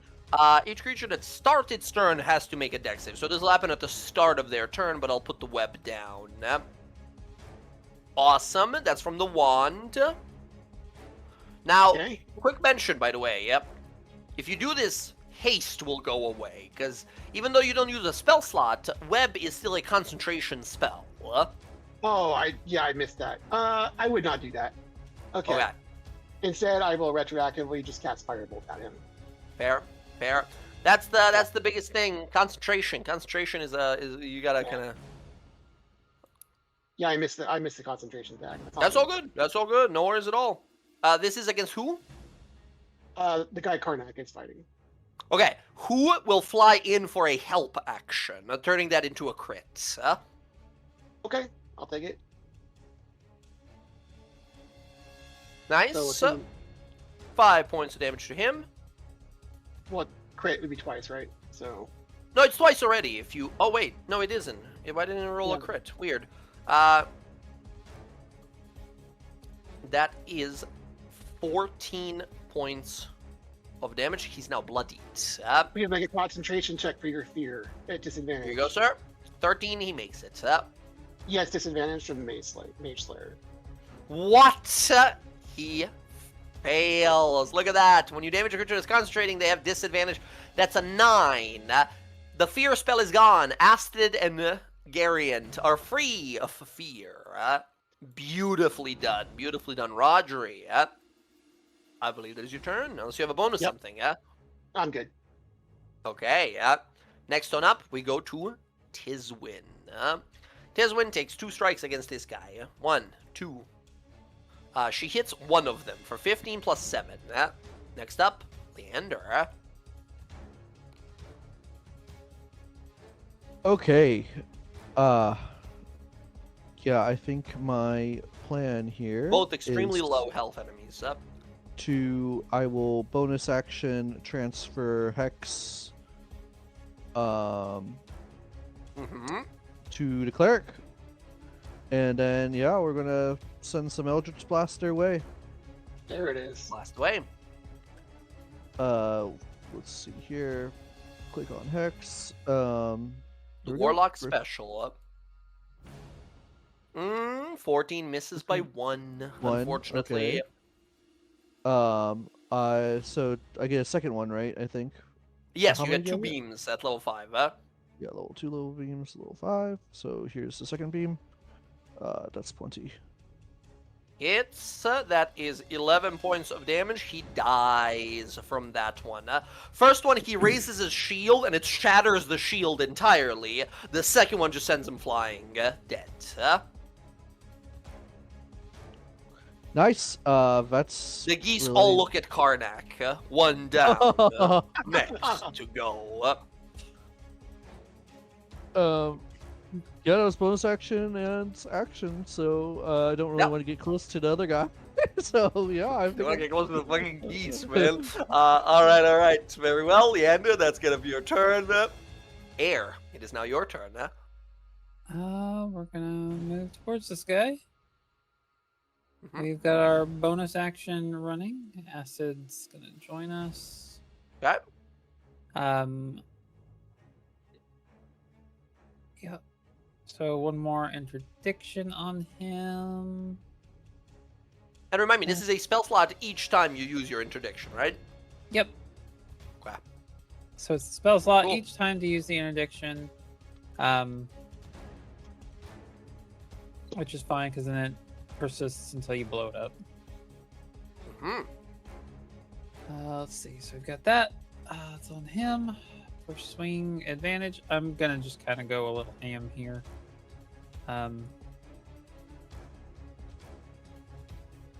So Okay. Asked it with the She- help. she's just gonna swing like fucking crazy. So give me. Yeah. He's dead Permit from the me. first one. Permit me my excessiveness. Just Well, to see. the combat's not over yet. The geese you have to kill still, because they're gonna keep attacking you until someone puts the geese down. Yeah, no. I have to spin the things for Twilighter. So, that'll be. Just spend the thing. Sorry. to get to like feed it, like the Baleful Interdict has to like detonate. So Oh, that! Gotcha. Yeah. Gotcha. Yeah, go ahead and roll. I thought you were like, I'm gonna attack a bunch of more times the dead body. I was No. like, you can. No, Nice. So yeah, it's just a little bit extra, but it's all in one hit. So it's just Shadow pulsing off of the massive halberd. You see lines begin to slowly appear upon it. These shadowy, inky sort of runic writing or something strange is happening to it. That is 23 points of damage to this guy. You appear in a blink of an eye and fully diagonally just slash through him as his body just sort of kind of opens two different directions and falls down. don't look at the guts too long; they might make you throw up. And Mhm. pat Tiswin on the shoulder, and then so I have the movement to get here, but also 10 feet of movement, and I've got One last 10 feet of foe. reach. Gonna swing at the birds. These Yeah. motherfuckers, these geese are not frightened of you. They're not frightened of anything, in fact, right? They're just mean. Go ahead and make that attack. 21. 21 is Only be definitely 17. 17, which they are resistant to. A swarm of geese is resistant to slashing damage. That's a real thing. I'm not lying. This is real. Does it matter that I have cleave is the mastery of the weapon? It still kills them, right? 8 plus 4 is enough to kill them here, so we'll say that's what gets them, right? The cleave. As you swing through all of these geese, one last brutal sort of swing as the geese are destroyed. The question, And the though, combat is ended. do the geese stay? Because Rodri could cook those. No, they are magical summoned geese, so they're not like real geese that he summons from a nearby area, right? They are summoned geese. So they just explode into feathers that later vanish into just nothing. And the combat is Excellent. over. I would like to think that they are real geese, and that if he blows this somewhere like far from like a pond, No. nothing happens, but eventually someone will just hear like a flock of angry honking coming their way. Oh my god. Yeah, they're like demons when you summon them. They're like you come from a geese dimension, and they're only here temporarily when you summon That's- them. That's a terrifying prospect that there is a goose dimension out there. Maybe that's why they're so angry. They got plucked from home. Hey, did you know there's a bunch of different, like, technically there's like a sort of a plane of everything. There's a plane of slime. And funny enough, there are quasi-planes. For example, there's a quasi-plane of salt. There's a place where only thing that exists is salt. Wild. Well, in either case, friends, you guys look around and you see a bunch of adventurers.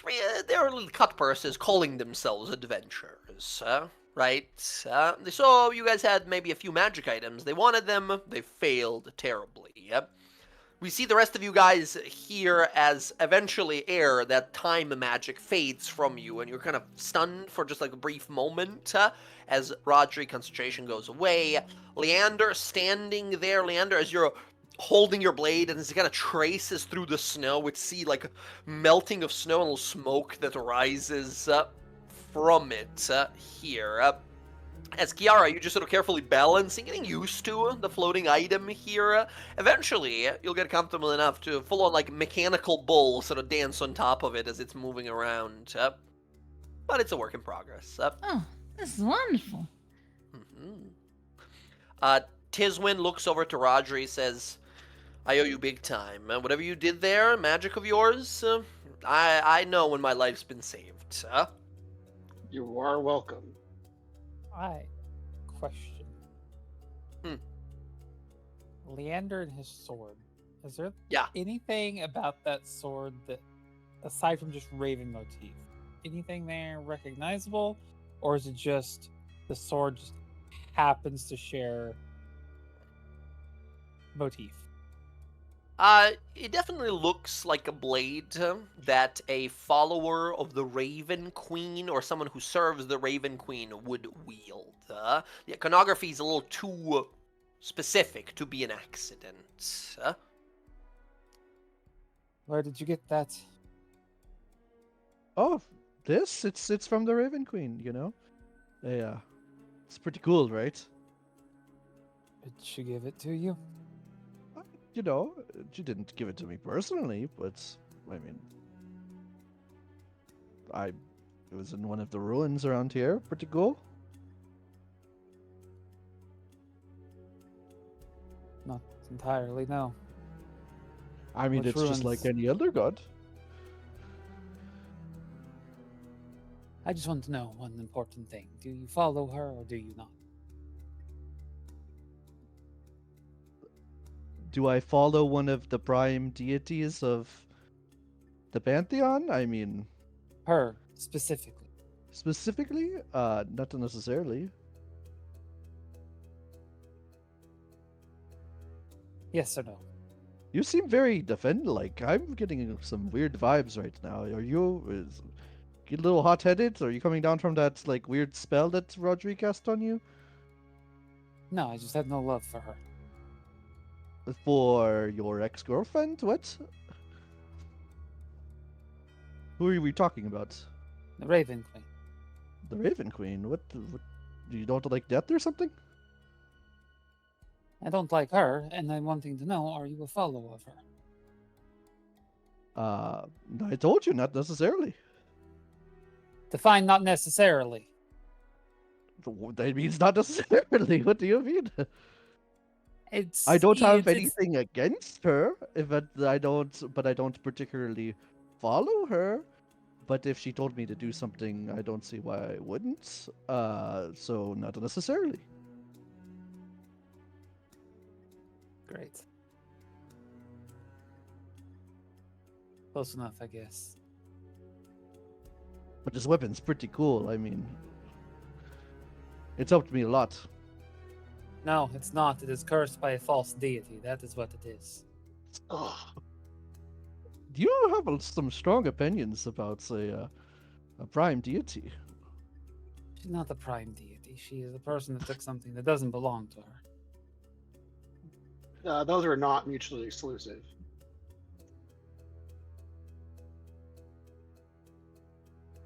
I mean, is the person who killed the previous king and becomes the king not the king? There's many No. stories. I can regale you with many of such things. Your stories don't account for all of it.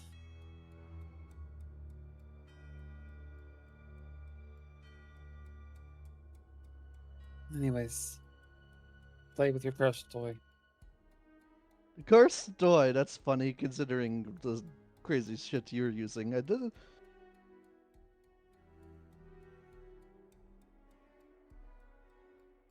I look at my weapon. It's not cursed. Yeah, yeah. Like, It's gathered. It has a lot of shadow. It's like warped in shadow. There's like shadows wrapping around it. Pilot, Yeah. good. If you stare at it for a decent long weapon. time, you will hear whatever Frodo hears when he's holding the ring, right? If you stare at it for a little too long.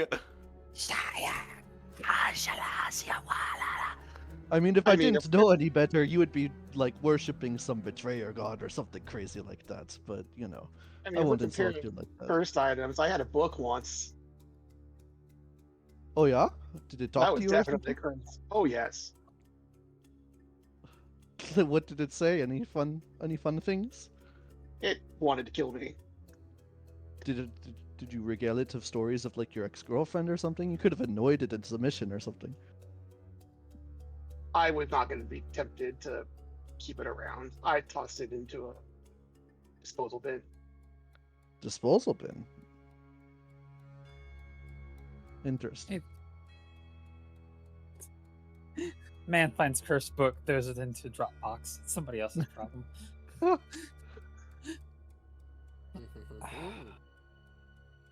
I guess speaking of my weirdly shadowy veiled weapon now, Mhm. is there anything weird about it? Anything different?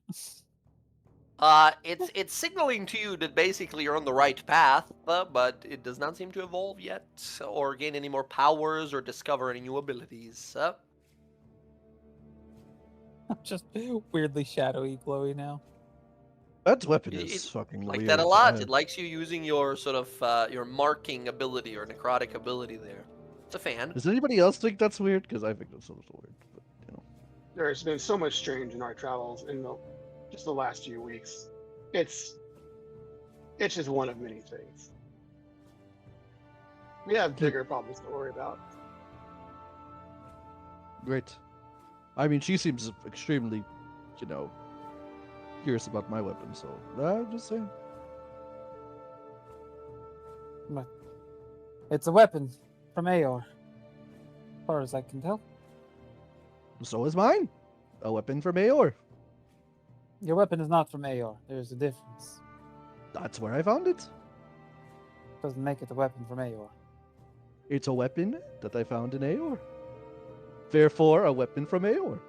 I have stabbed people for less semantics. Ugh. All right. What's next? Oh, I got the stuff typed here. Up the stuff. Yeah. Bunch of weapons, some gold in there, some silver. Whoever feels like taking any of that stuff, feel free to do so. But from here, you see the sea to the north and a coastline, and narrow passageways and dangerous, slippery canyon edges that we're going to be climbing up against and moving along.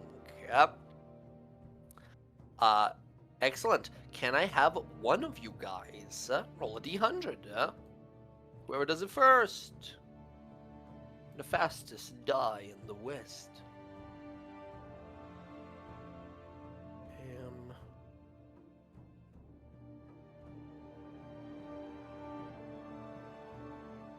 Ooh, 89.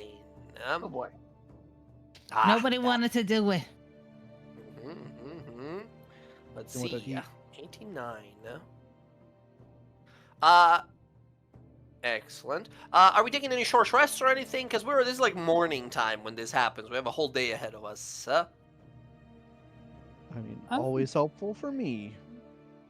I went through some resources on that, so I wouldn't mind a rest. Yeah, I'll take a command, invoke authority. I get one back if we do short rest, so I don't Yeah, mind. awesome. Everyone go ahead and use up a short rest here. Regain everything you regain on a short rest. The math for the gold works out that everybody gets 59 silver. Okay. So, yeah. 59 silver for everyone. And that includes Cleo when she comes back. Gotcha. Let me write that down for Cleo. Cool. 20. Roll up whatever you gotta roll up. Regain whatever you gotta regain. You guys get your temporary back from Kiara if she does the inspirational speech. Warlocks I get do their an spell slots, inspirational monks get their speech key points. while I'm riding my rock like a bull. Excellent. For next hour, you get your floating rock. So how many silver? 59. 59. Cool. You said everyone gets 59 silver? Silver Yeah, pieces, that's yeah. yeah.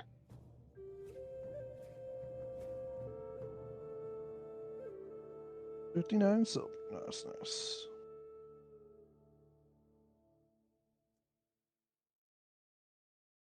All right, awesome. Short rest is had, and you guys make your way on further.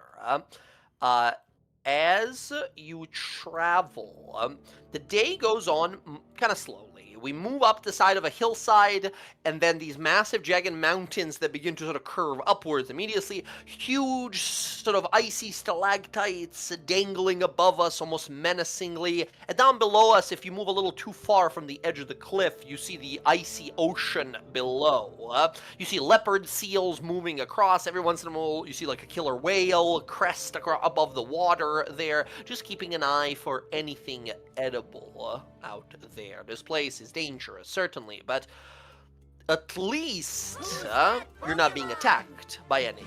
You see a little bridge up ahead. There's like a waterfall that the bridge's kind of broken in the middle section. You have to kind of move around it slowly, and it's just at that time that you are attacked again. As you guys are moving around this waterfall, bursting from the water is a huge, white-scaled draconic head. But where you would expect wings, instead you see massive front legs of this draconic creature, no wings, and no back legs, hind legs either, but instead a long tail. As unfortunately, Leander, you recognize what these creatures are immediately, and realize that your party here is in quite a lot of trouble. As unfortunately, friends, we have yet another encounter in this same day, as a group of lindworms attacks us here. This Oh, I place love is... those caramel balls. These creatures, while they are...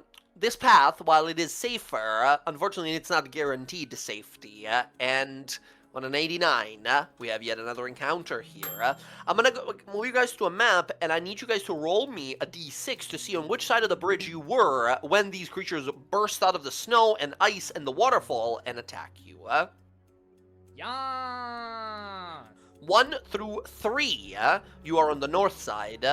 4, 5, 6, you are on the south side. Okay, so far we got a lot of people on the south side.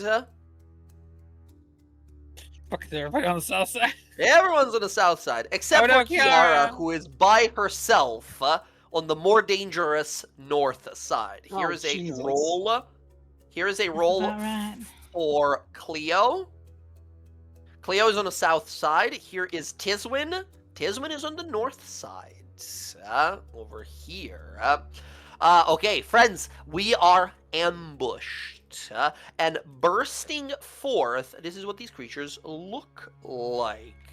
A group of these lindworm creatures that bursts forth and gets ready to attack. They are accompanied by some much smaller in size and probably threat level. Gray lindwormlings. This is just the art of them. They're not that big in comparison, but that's what they look like. And friends, I think that's where we're going to pause the session for tonight here. As you guys are attacked, everyone on this side that has ended up, pretty much everyone, right? Go ahead and move yourselves up to the edge of the cliff. You can be anywhere on the south side. And I mean like anywhere. Oh shit, I'm still on the cone, but you can be anywhere back there. You yourself... Kiara, go ahead and move yourselves anywhere on this northern side. Anywhere? Anywhere as long as it's on the northern side there. While do keep in mind that past, probably, this point, it's a sloping hill that goes down into the ocean. Yeah, I want to be behind this boulder and this bridge. Okay, yeah. Tiswin is just going to step forward instead to give you some time to escape and such. As she shit as these things begin to burst out and hiss immediately, ice gathering in their mouths and such. This is pretty rough. Leander, you would straight up just know about these things. Yeah. Lindworms are draconic creatures in nature. They are very much so a common sight. There's a lot of different kinds of white and ice dragons across Islecross, and these lindworms, while nowhere near as powerful as a true dragon, have usually more success than dragons because they hunt together. Dragons are very prideful creatures.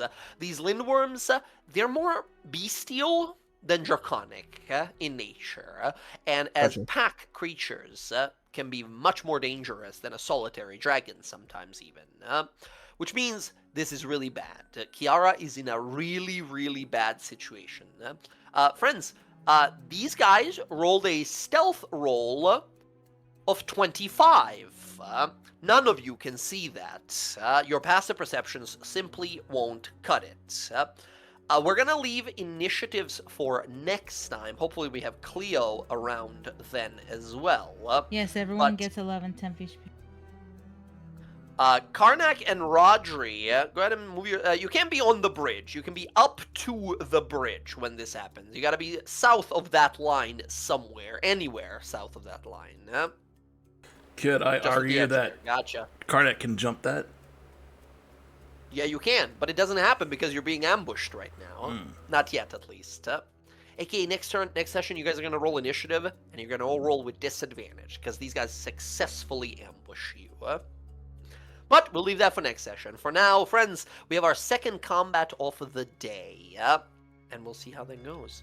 That said, I need to roll some hit dice for Tiswin, who didn't nearly die, but took a lot of damage. Just going to use 1, 2, yeah, okay, she's mostly full. There we go. Friends, thank you all so much for gaming. A lot of shopping, a lot of traveling, and a lot of fighting this session. And unfortunately, we got more fighting to do next time. Until then, loved seeing Leander's skill set here. Welcome, Fire Guy. Fire Guy from the Woo! Frostlands. Something doesn't make sense there. Weird. We'll discover more as we go. Friends, as of now, how are we looking for next week? Should be good. I will be here on the 23rd next week, but I will not be here on the 30th. Tentatively. I Interesting. might be here on the 30th. Okay. Possibly. Depends on what we're doing. I'll be in Tennessee. Okay. So, good for next time. We'll see about the one after. Cool. Correct. All right, thanks, gang, for playing, as always. Always a good time rolling dice together. Loved seeing the new abilities in many of you guys. Flexing some new powers and abilities and features and such. Yeah, loving the Bard of Creation Bard. Very fun, being able to sort of command your big sort of minion as a bonus action and even inspire as a part of it. Really cool, works really smoothly with the Bard class. I think it's super cool. Yeah. Yeah. Yeah, Uh, I'm excited. Rodri, fucking haste and counterspell, team player number 1 as well. We have the Bard and the Wizard both working on sort of team synergies, team buffs nonstop. Wow, beautiful, everyone. Big damage from our frontliners as always. Perfect team synergy. Yeah, that smite was crazy. That was insane. Yeah, Elder Giant. It's as powerful as a 3rd level paladin smite, but it has that added like prone feature on it as Yeah. well, which is quite nice. Now, friends, I'm not gonna sugarcoat it. You guys walked into a deadly combat. This is really scary. Now, luckily, I don't know if it's luckily, because I was going to say, air gives everyone resistance to cold damage, and these guys are probably going to do some cold damage. However, Kiara could really probably use some cold damage resistance all the way over there, all by herself. She's hiding behind the boy. Going, I fucking hate the damn cold. Okay. Until next time, friends, take care of yourselves and your loved ones. Stay safe out there. And thank you very much for gaming. Yeah. I will catch you all in a few days. Night-night. Alright. Bye-bye. Thanks for the game. It's fun. Night.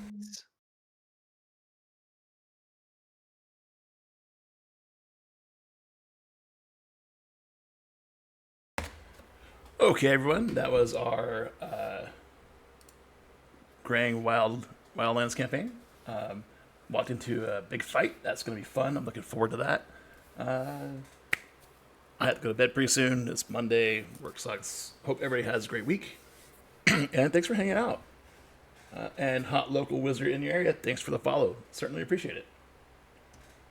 And we'll see you guys next time. Have a lovely week. Have a lovely week. Thank you, Jackie. All right, we're gonna read out. We're gonna go see our friend because he's live at the same time I am.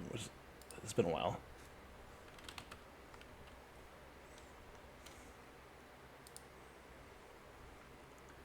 All right, take it easy.